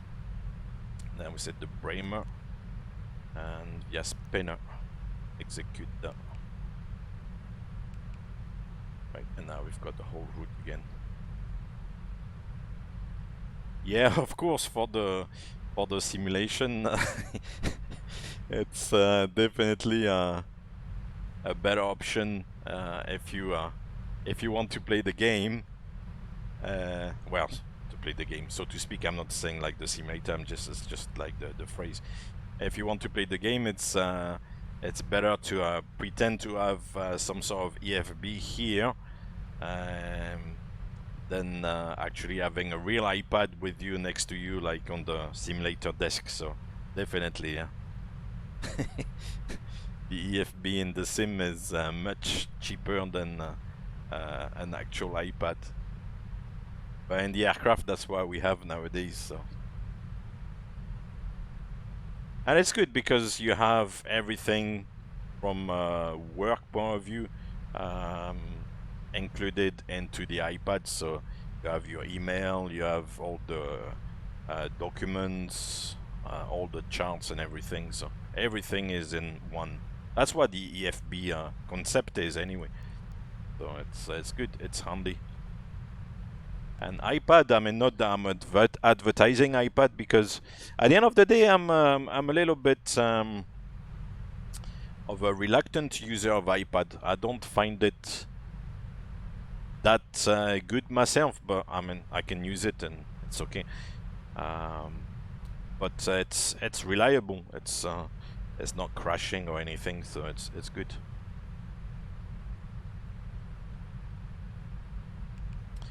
Right. So here we have Kansas City. I don't mind also, like, you know, the application with the chart here. There's a little app. You open up and you've got all the charts, you know, displayed around. It's not too bad. So on the arrival, we're gonna start. That's Kansas City, by the way, Missouri. Altitude altimeter setting is inches of mercury. Transition level 180. Radar is required when there's nobody on VATSIM. Doesn't matter so much. So we start at Spinner, and then we go to Quincy. So Spinner and Uniform India November, then to Hagen, and then to BQS Bremer. After Bremer we go to Duns, okay, and then Vectors. So that's what we have here. After the VWAR to Duns. And after Duns, heading If we were landing north, then you would continue on this transition here, but from what I can understand. But that's that. I think we came across this on a previous flight to Kansas City, where I'll try actually this time not to go around and mess up the approach, and yeah, having to go around. It's not very clear on the chart that here is the point to go on radar vectors as well for for correction for 19, because it only says runway 9 and 27. I think you should actually say 01 left, 19 left and right as well. So anyway, and at BQS, turbojets landing south, expect 12,000. Maybe we should put that in.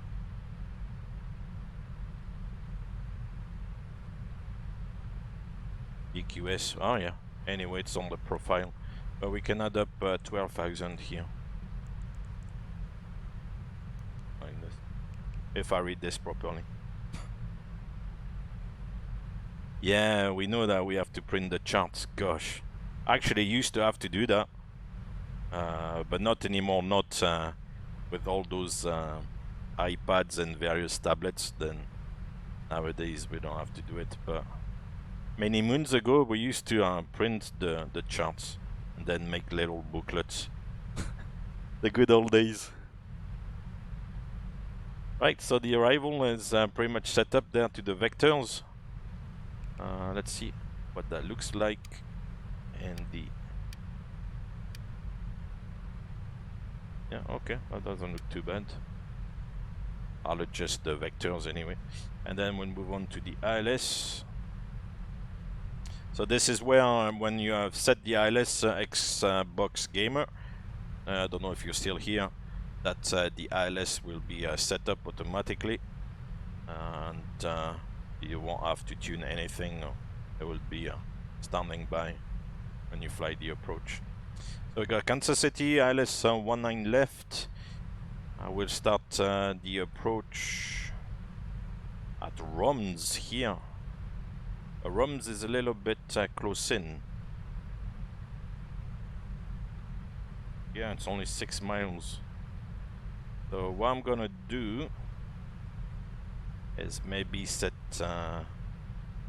Maggie there. Maggie. So MGEE. Yeah, I'll set Maggie instead of the vectors. That will give us a bit of a longer final. Yeah, much better. So from Maggie, we'll reduce the speed as well. And at Maggie, the altitude should be 4,000 feet. So we'll set 4,000 or above.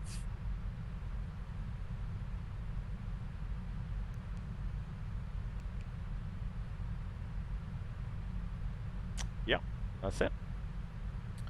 After Maggie, we go to Roms, then to Mazu, and then it's the runway. Runway 19 left. Then in case of a missed approach, straight ahead, and then a left turn to ANX, which is Napoleon. That's a funny one. We did come across that one on that previous flight to Kansas City, but it's interesting, Napoleon. I didn't know there was a place called Napoleon in Missouri. That's it, 4,000 feet, huh? Yeah, 4,000, cool. The ident is India Delta Yankee Hotel. Minima is 1195, so we'll set 1195. So 1195 up here.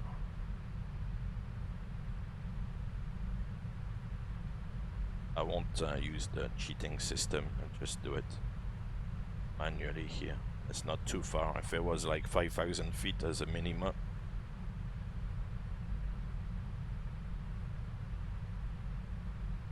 $11.95.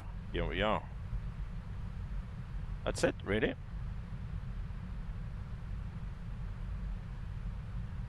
we should have no puppies actually. There's no puppies on this runway. The 3-degree glide slope. 1195, that's 200 feet above the runway threshold. Need RVR of 1800 feet, I believe, or half a statute mile. These I always need to use conversion tables for the distances, because I'm not too familiar with, like, feet and statute miles and stuff. So most of the time flying in the US, if the weather is good, then the visibility requirement doesn't really apply. If the visibility was to go down and then the minima would be jeopardized in a way, then obviously I would have to check, the conversion tables for the distances. But since a lot of the time the weather is good, then those minima don't really apply. That's it. All done. Beautiful. Right, so that's all set. Now we'll do the VREF. So we're gonna land with just under 10 tons of fuel. We've got a zero fuel weight of 227.6. So we'll call the landing weight 237.5, which shouldn't be too far from where was planned. It's an extra ton. Saving a bit of fuel. Very efficient. Wow. Double check again. 227 plus 10, yeah, 237.5. Yeah, no, the maths are correct. So we are 3145 to fly 150. We'll go. The brakes of 3, I think we'll do. Yeah, we'll set the QNH for Kansas City. And then for the taxi route, here's the airport diagram. It loads.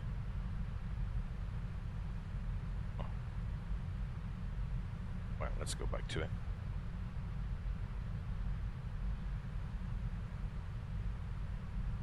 So 19 left with vacating to the left, either Delta or Charlie.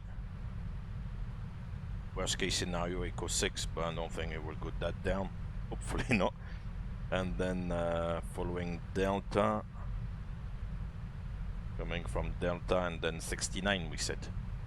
Yep, cool. Straightforward enough.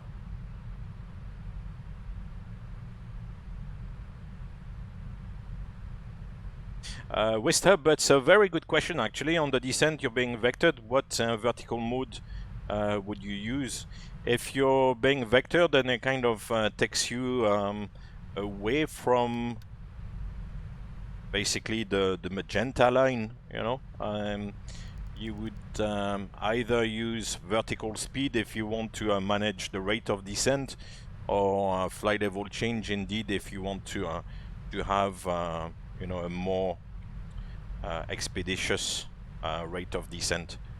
But the VNAV wouldn't really help, because the VNAV is really calculated on the magenta line basically, and if you're taken off the line, then the VNAV doesn't calculate properly. So it's better to go flight level change if you need to descend, or vertical speed if you need like to adjust the rate of descent, for example, to achieve like a continuous descent approach or something.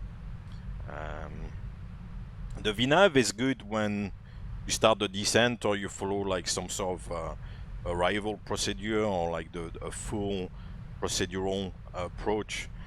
But on radar vectors, then we don't really use it because it doesn't do a good job. So yeah.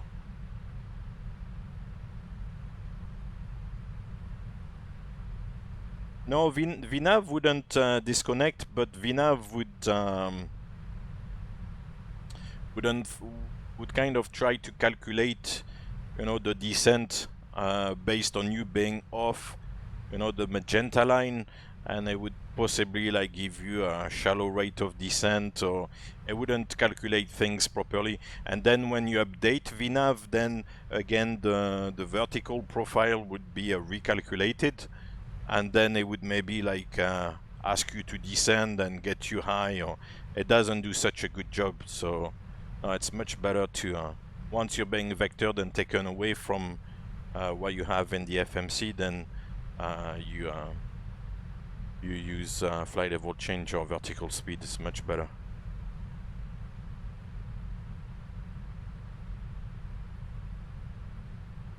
So for example, like the way I programmed the FMC today, I could theoretically use VNav all the way, because we're just gonna follow the route that is programmed in the FMC. So the VNav is gonna do a good job.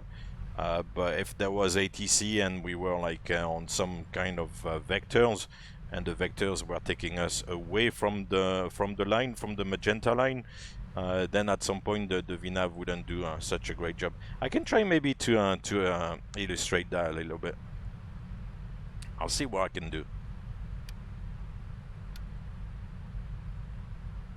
Right, let's do the descent checklist. First the brief. So yeah, vectors, LSCAT 1 minima, that is 1195, so here it is. Wrap 30, dry level 3, APU, transponder, gate, so. Descent checklist. Stand by.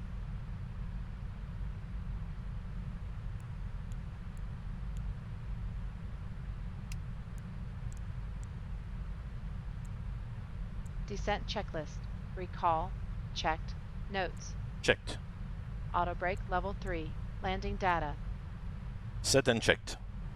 VREF 145. Minimums 1195 feet. Approach briefing. Completed. Descent checklist complete. Cool. Excellent.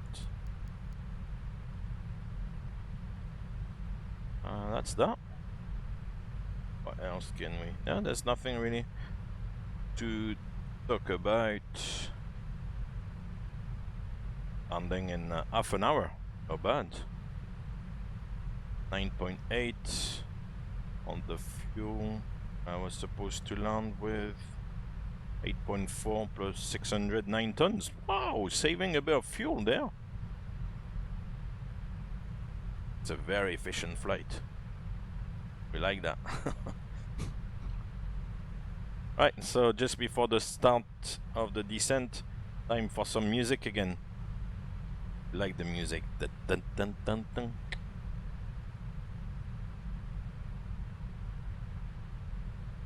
Let's rock and roll.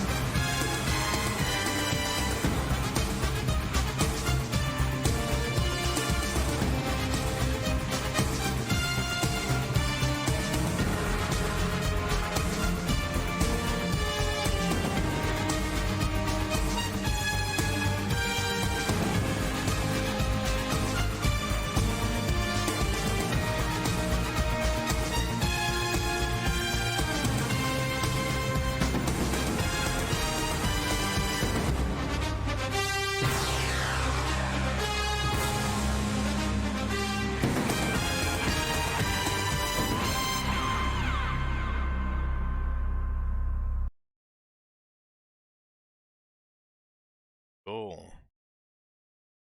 always gets me pumped up, this one. Yeah, the other day actually, searching some of those flights, I came across all the flights from the games this past weekend, so you could see the flight from LA to Tampa. I think they flew on a 787. You could see the flight from actually like Cincinnati to Nashville. There was also a flight from Buffalo to Kansas City and then back, and then the aircraft was going back to Atlanta. It looks like United and Delta are doing a lot of the flights for the football teams here. So yeah, it was interesting to see.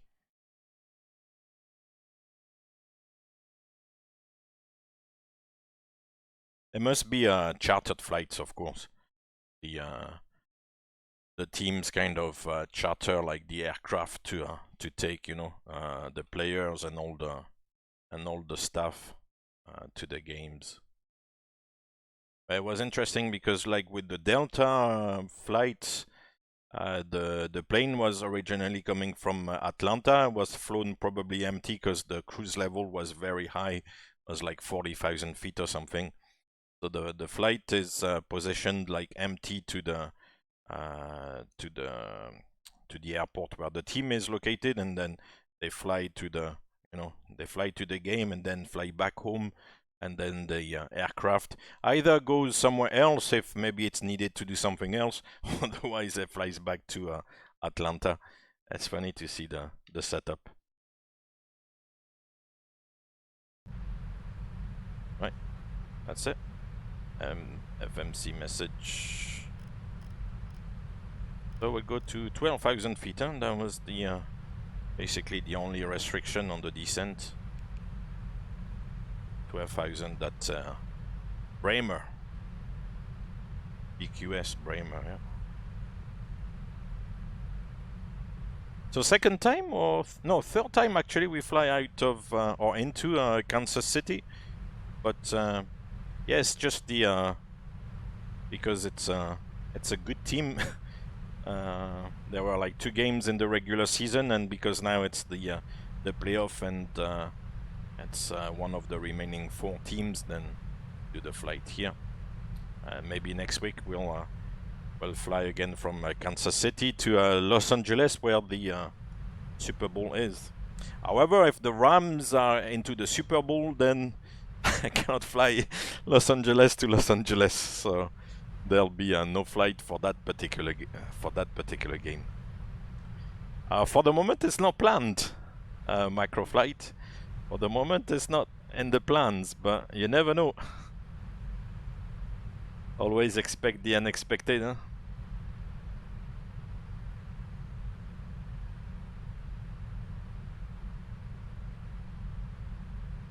I know why you're talking about that, because you want me to fly to Napoleon.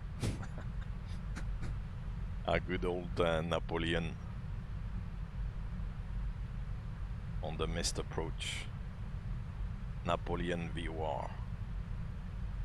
That one is cracking me up. This Napoleon in Missouri. Yeah, we can try to do the parallel approach again today. I see that on the TCAS you are close by.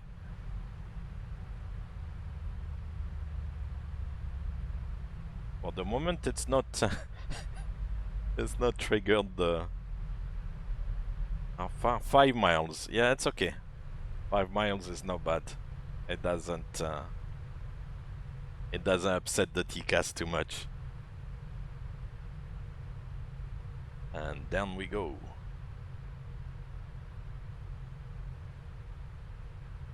That's it. Yeah, it was a little bit slow to start the descent.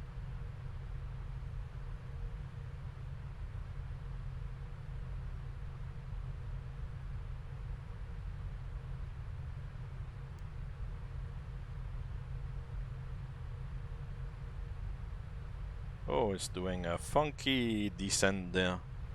The speed has decreased. It's actually, yeah. Oh well.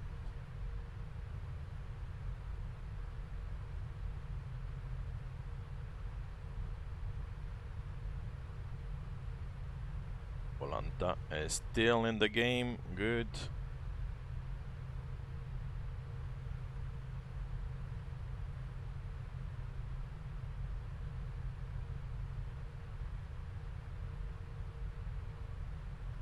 I'm trying to find on Volanta that Napoleon place. Oh, there's a Glasgow. No way. No way. Jeez, this is cracking me. Glasgow in Missouri. Gosh. There's another Louisville. Glasgow, Missouri. West Glasgow. Oh gosh.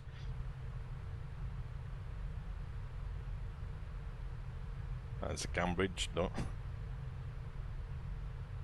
And the Miami. Oh gosh.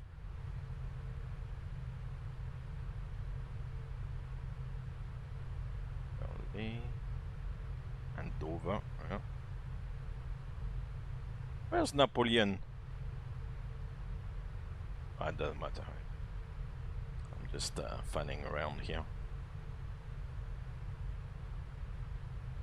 Glasgow in Missouri. Gosh. Right. Let's add a little bit of thrust maybe to pick up the speed.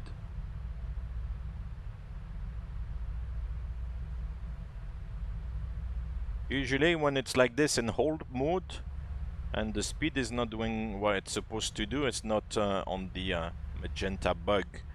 If you set like between 55-60% on the aircraft, the speed will start building up a little bit and then we'll get back to the bugged speed, and then you can close the thrust levers again.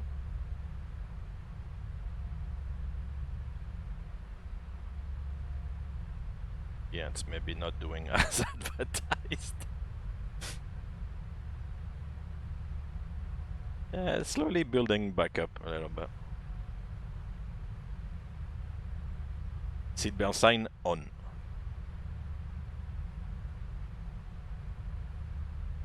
Seatbelt sign on.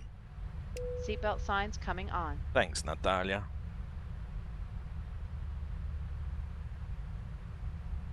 In hold, you have basically manual control of the thrust levers.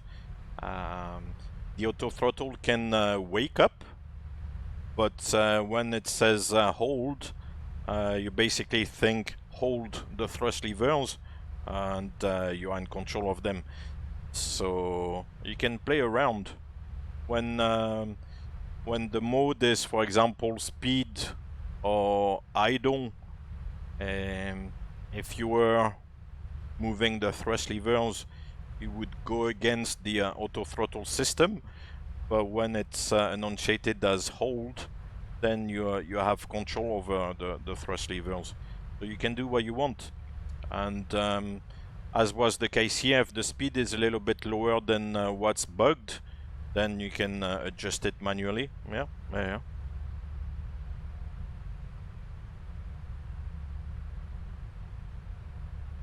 With the auto throttle though, there's a couple of options within PMDG to simulate, you know, how much control you have over the thrust levers. So you have to play.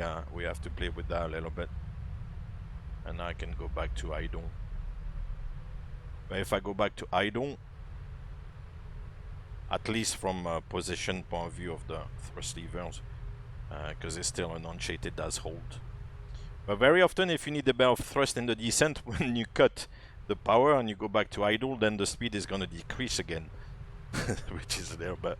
So you kind of keep like playing yo-yo, add thrust, reduce, add, reduce.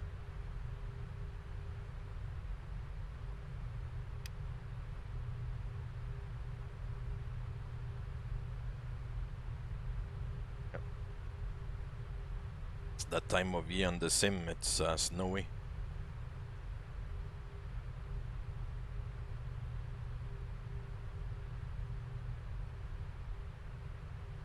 So far, so good.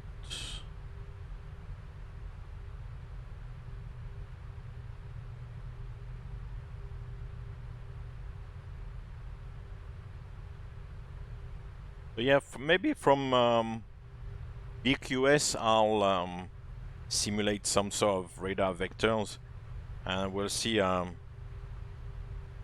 to what extent the VNAV then doesn't give like maybe the best information for the descent.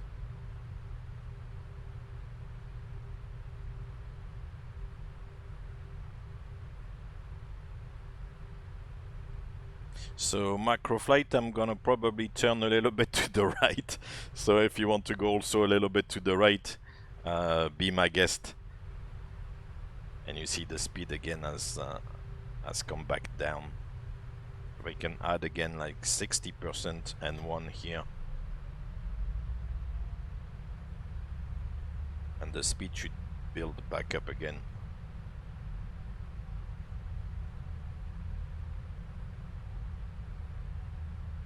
Alternatively, I'm not sure if it's gonna do it here, but you can re-execute this, which will recalculate the whole thing again.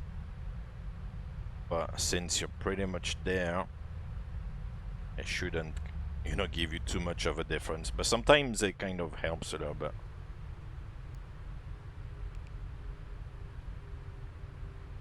Yeah, I think it's mostly due to the way that the VNAV is calculated in particular in relation to the winds which were forecast. Maybe the wind is a little bit different than what's forecast.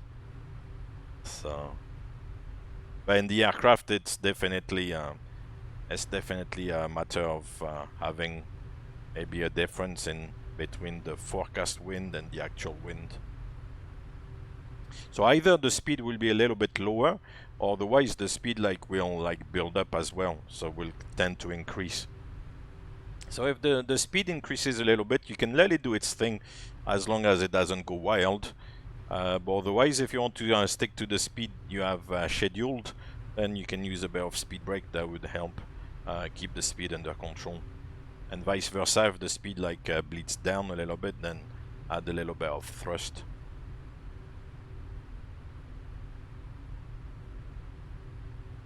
That's correct, Westhub. VNAV will calculate an ideal descent path as an idle descent. However, if there are restrictions along the way, then at some point they will construct a geometric path. So it's not going to be like idle, but it's going to kind of calculate a steady descent. But that's not necessarily going to be at idle, because VNAV only has to lose maybe, let's say for example, 5,000 feet over a long period. So I cannot do that idle. So you'll have to descend gradually with a bit of thrust and a reduced rate of descent. So VNAV will do either an idle descent, or otherwise idle path, or otherwise a geometric path, if you see what I mean. Where we said the QNH 3018.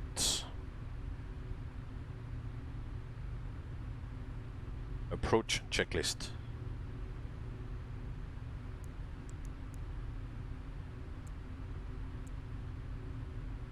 Approach checklist. Altimeters. 3018 set. 3018 set. Set and checked. Set. Approach checklist complete. It keeps thinking that I'm saying 6 instead of set.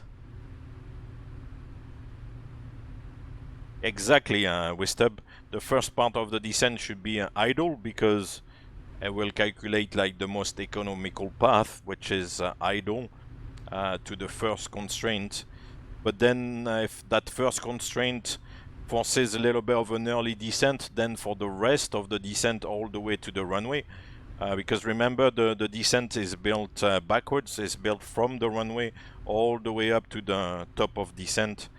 So if from the runway to that first restriction, you kind of have to drag a little bit the aircraft in, and that first restriction is actually a bit of an early descent then that portion will be geometrical. So it's gonna be a continuous descent, but not necessarily at idle, because it goes over too long a distance to allow the VNAV and the aircraft to fly the descent at idle. It's a clever system.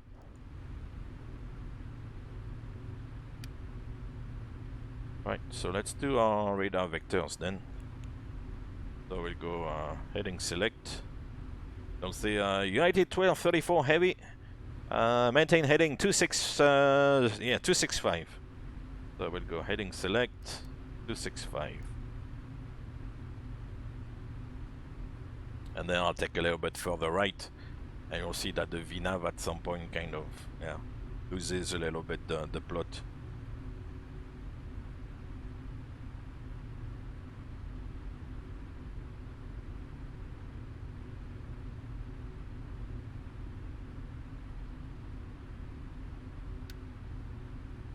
Right, so let's take, let's say 275.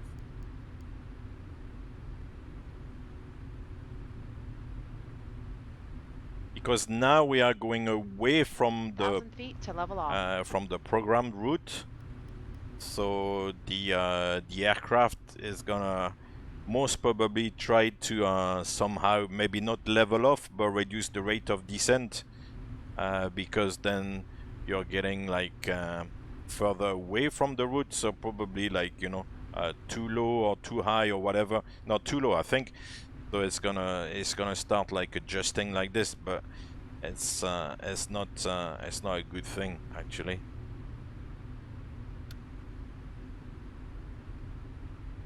You see now it has to add up speed. It's leveling off at 12,000 for some reason, because of the restriction, but yeah, it's doing funny things. Let's see what it's gonna do.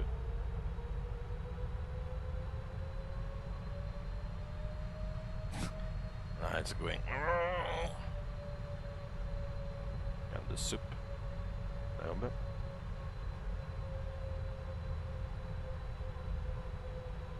Yeah, you see it's struggling now a little bit. Let's see, it should catch up with the path, and then it should descend again a little bit.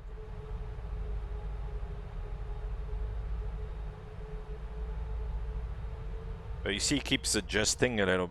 It keeps adjusting the vertical rate. The VNAV doesn't really know what it's doing.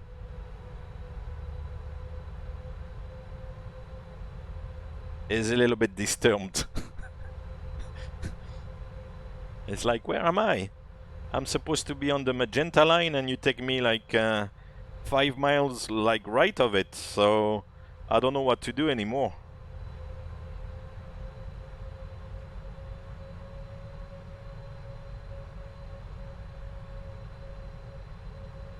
So you see now it's kind of stuck in this state.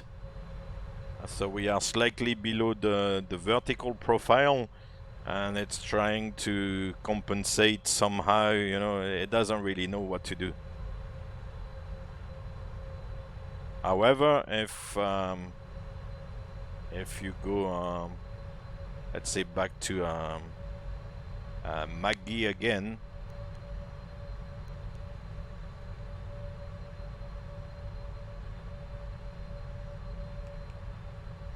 Now it's very high. Now it's 1,000 feet high.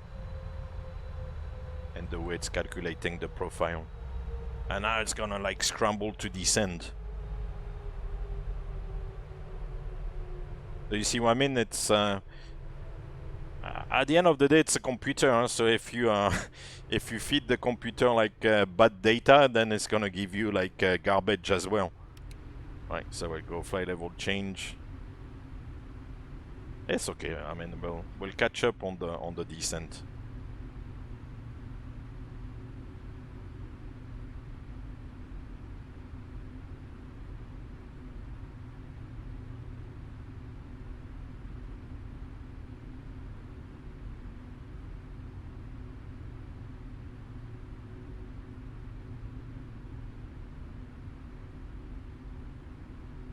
Yeah, the VNAV will try to calculate descent in relation to the LNAV and where the aircraft is. They will try to find a way to calculate the descent, but since you are a little bit in no man's land, it doesn't really know what to do, and you saw it here.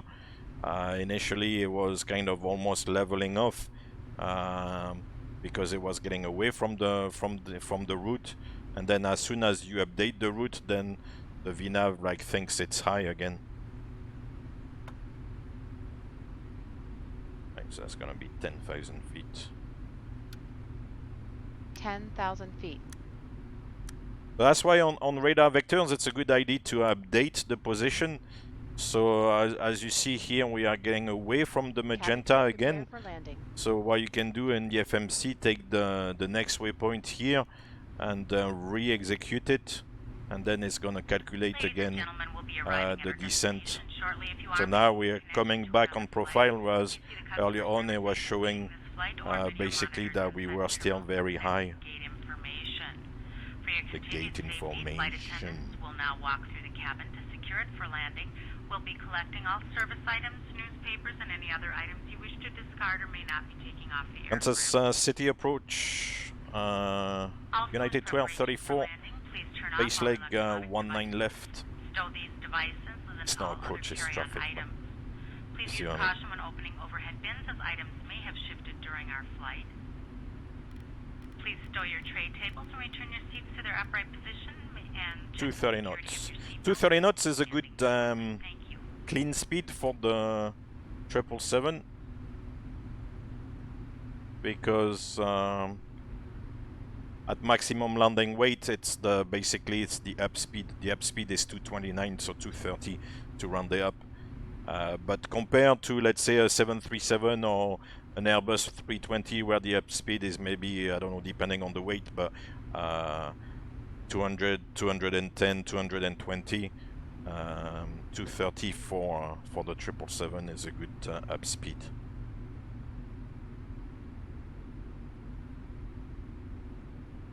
Oh, un poquito far here. Right, so let's turn back a little bit. Turn left heading 255, or even 250, or even more, 240. Or even direct to Maggie, because we're very far there. So back to Maggie, and LNAV. So on the radar vectors, as I said, like the key is to try to keep track of your descent profile by doing exactly what I've done here with the last couple of FMC manipulations to update, you know, the next waypoint in the FMC and let it recalculate the VNAV here, and that shows you pretty much if you're a little bit low, a little bit high. At the moment it shows we're getting a little bit low, but it's alright. So at that stage then, if we think we are getting a little bit low, then we can reduce the rate of descent, and instead of using flight level change, then we can go vertical speed and start adjusting the vertical speed there.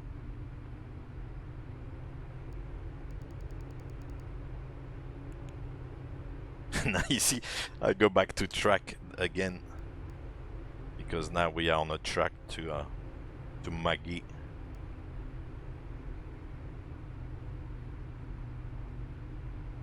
And then a good thing is to place the green banana on the waypoint where you want to be at the altitude set. However, I want to decelerate as well, so to decelerate you need to descend a little bit earlier and then use the altitude and the energy, you know, that you have, that spare energy and spare altitude to decelerate. That's the energy management of the aircraft. Right, so now we can go, let's see, to level off. flaps 1. Speed check, flaps 1. So reduce the rate of descent now and decelerate, because you're not going to be able to decelerate and keep the descent going. So you go a little bit below the profile, and then you use, you know, the altitude that you have to reduce the speed.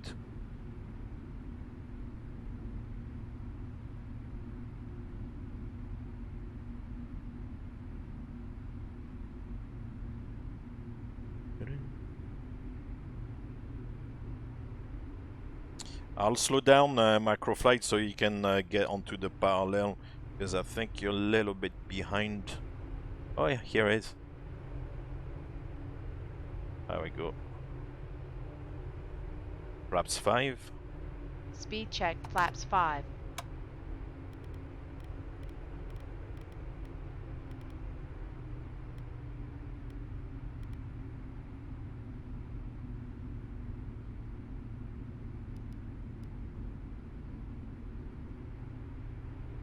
Right, so clear for the approach. So we arm the approach mode. And we've got localizer and glide slope armed.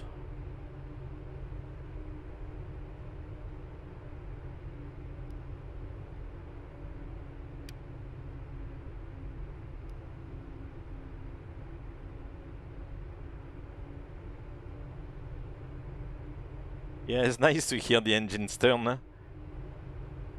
And Yeruda. Indeed, it's a welcome sound. Flaps 15. Speed check, flaps 15.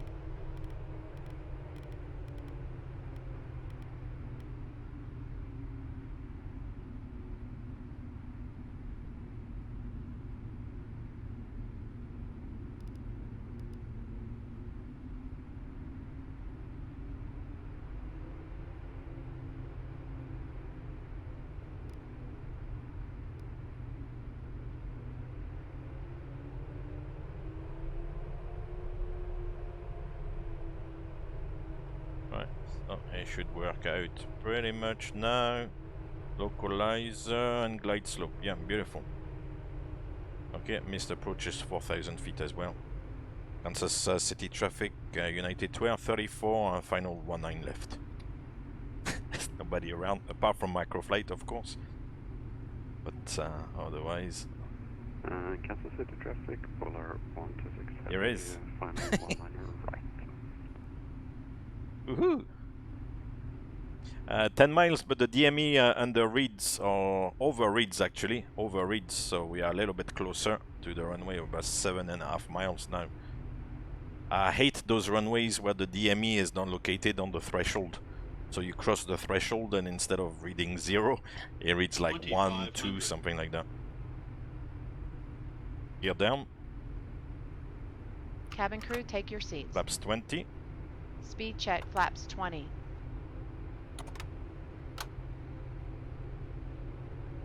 And we do have India Delta Yankee Hotel as the ident.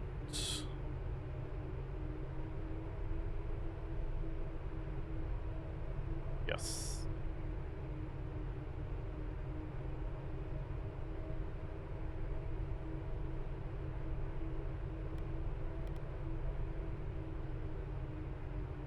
Flaps 30. Speed check, flaps 30.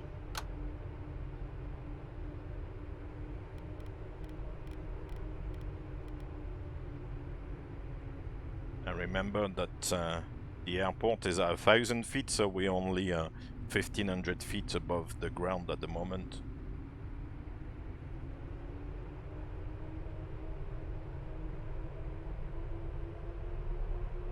Landing checklist.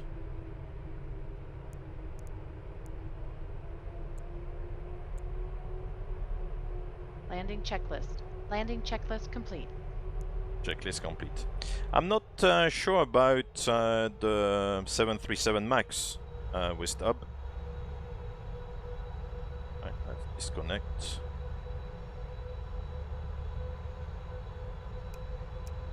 Like 1,000 feet.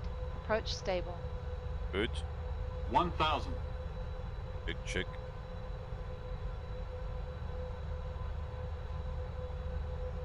Dun dun dun dun. Are you getting on? Microflight?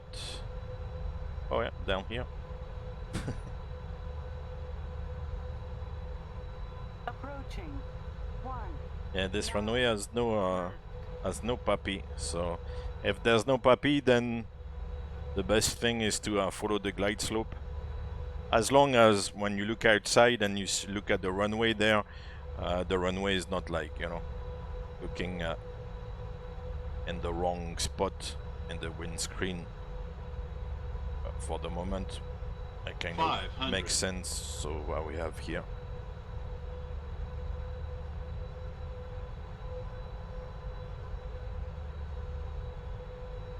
Approaching minimums. Check, check.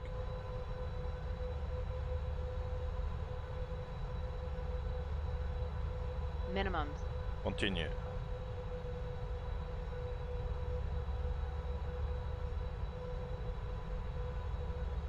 $50, $40, $30, $20, $10.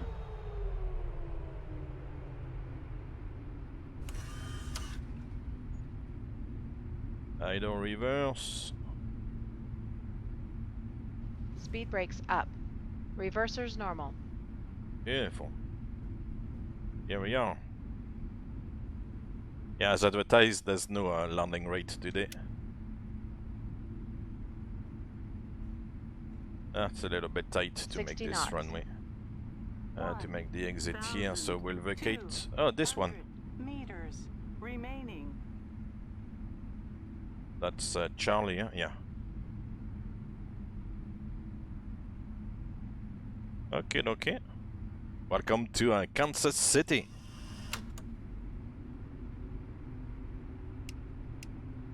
Engine anti-ice coming on. If you wish. It's not necessary once again because it's dry, so even though it's cold. Conclusion of our flight, please remain seated with your seatbelts fastened until the captain has turned off the seatbelt sign and the aircraft is parked safely at the gate. This will be your indication it is safe to move So about we're going the cabin, to gather your 69. belongings, and disembark. We'd like to thank Charlie, you for flying with us today. 69. We appreciate your business and hope to see you again on a future flight. Here we are. Kansas City. It's a kind of semicircular terminal. Not bad. It's not really designed with a 777 in mind, but... Right, so from Charlie, how do I get 69? Or maybe via Charlie 6. Okay, so... not this right, because this right is Juliet here. So maybe the next one.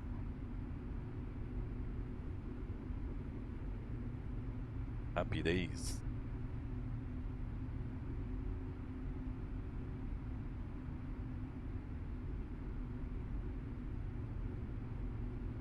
Double check something. Really? Oh, they are not properly placed, the taxiway lights here. And they are very close.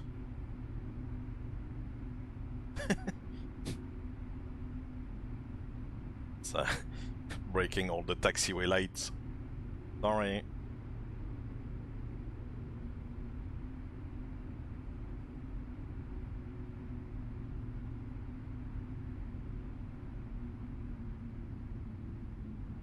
Right, so Charlie 6.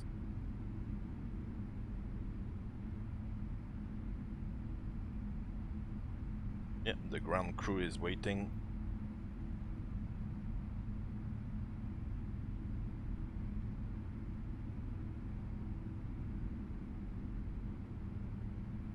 It's a bit of a S-turn here. Right, left. Cool. Then again. Which gate are you going to, Microflight?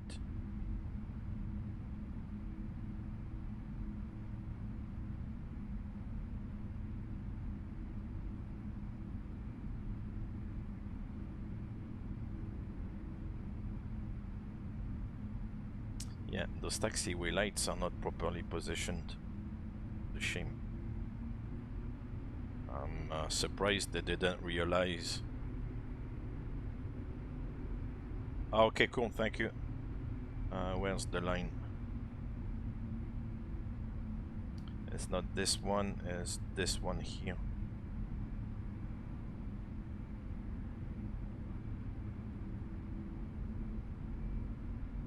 It's the dotted line. I like dotted lines.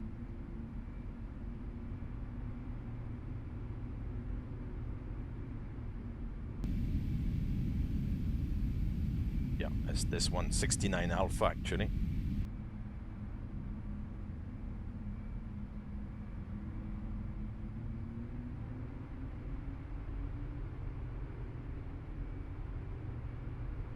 Oh! Where am I going? That's the thing, huh? With the sim. Whoa.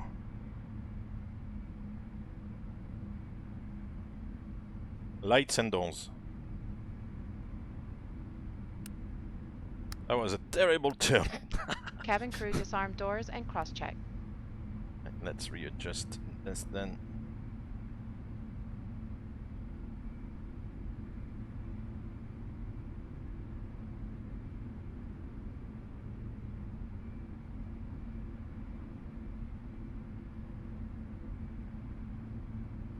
Adjust again.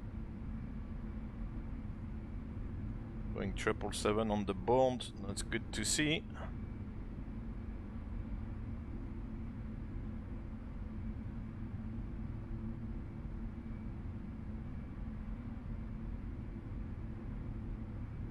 "30 feet. 20. 10. Stop. Ah, 2 feet. Come on. Push. Ah. Come on. Ah, come on. Stop. That's it. Excellent. So, parking brake is set and the APU is running, so we can shut down the engines, disarm the doors, and our dear friend is gonna do the shutdown checklist. We'll operate the bridge gateway.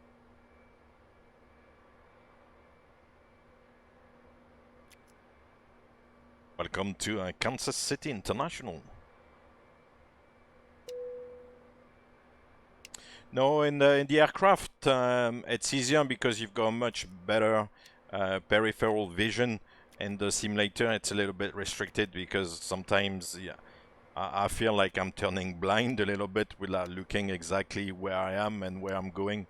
In the aircraft, as if, you know, the same thing when you maneuver a car. Imagine you had to do like one of those fancy parkings with a car in a simulator like this, you know, without the full field of vision and everything. It's it's quite tricky. So now in the aircraft, it's better. I am ready for the checklist.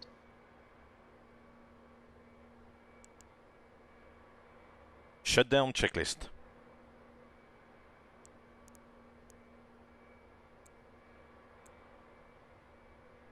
Shutdown checklist. Parking brake. Set. Shutdown checklist complete. Cool. Let's disembark our passengers. Where's the boarding?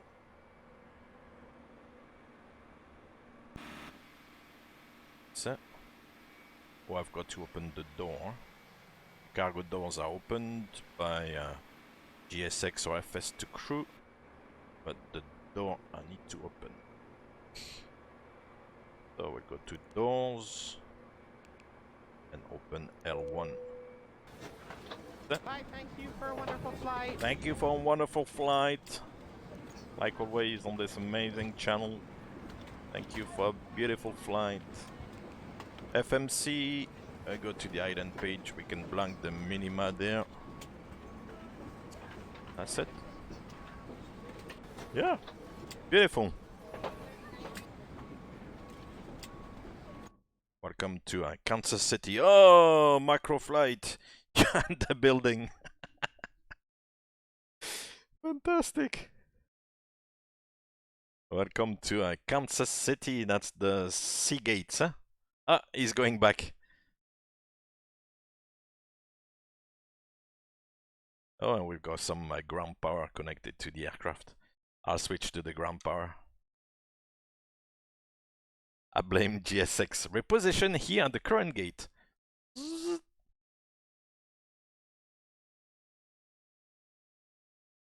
So yeah, that's Kansas City. Should have gone to the cargo ramp and said, ah, that's alright. There's actually in this airport, it doesn't look like there's much space for a large aircraft. Of course, the cargo ramps will have the space, but this looks like possibly one of the only spaces or one of the rare spaces. There's maybe others around where you can put like a larger aircraft. However, you block the one of the stand next door, and in this case, I think you block on this particular stand, you block the stand on the left-hand side. So yeah, it's a little bit tight. I don't think they have too many large aircraft going there, but yeah, there's a little bit of space if needs be. Huh? Then man, Kansas City.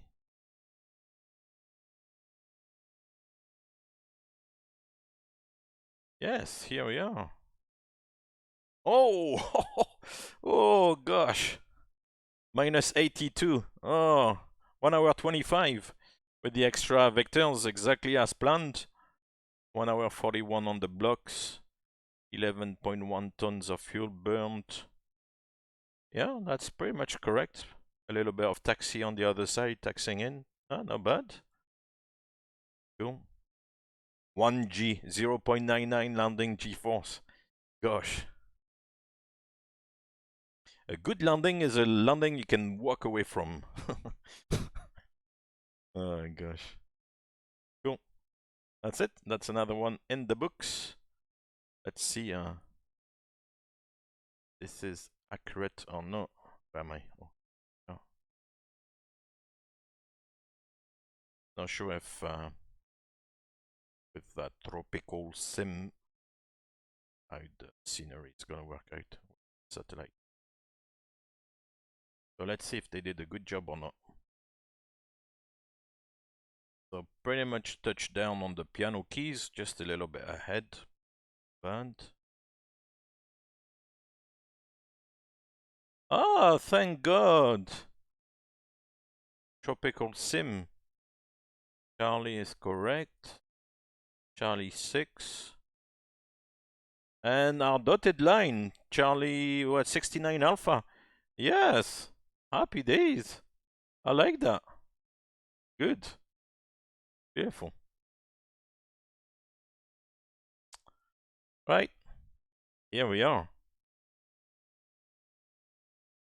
I'm looking around and stuff. I kind of set up GSX earlier on with the scenery, but that scenery is not too bad actually. That tropical sim is alright.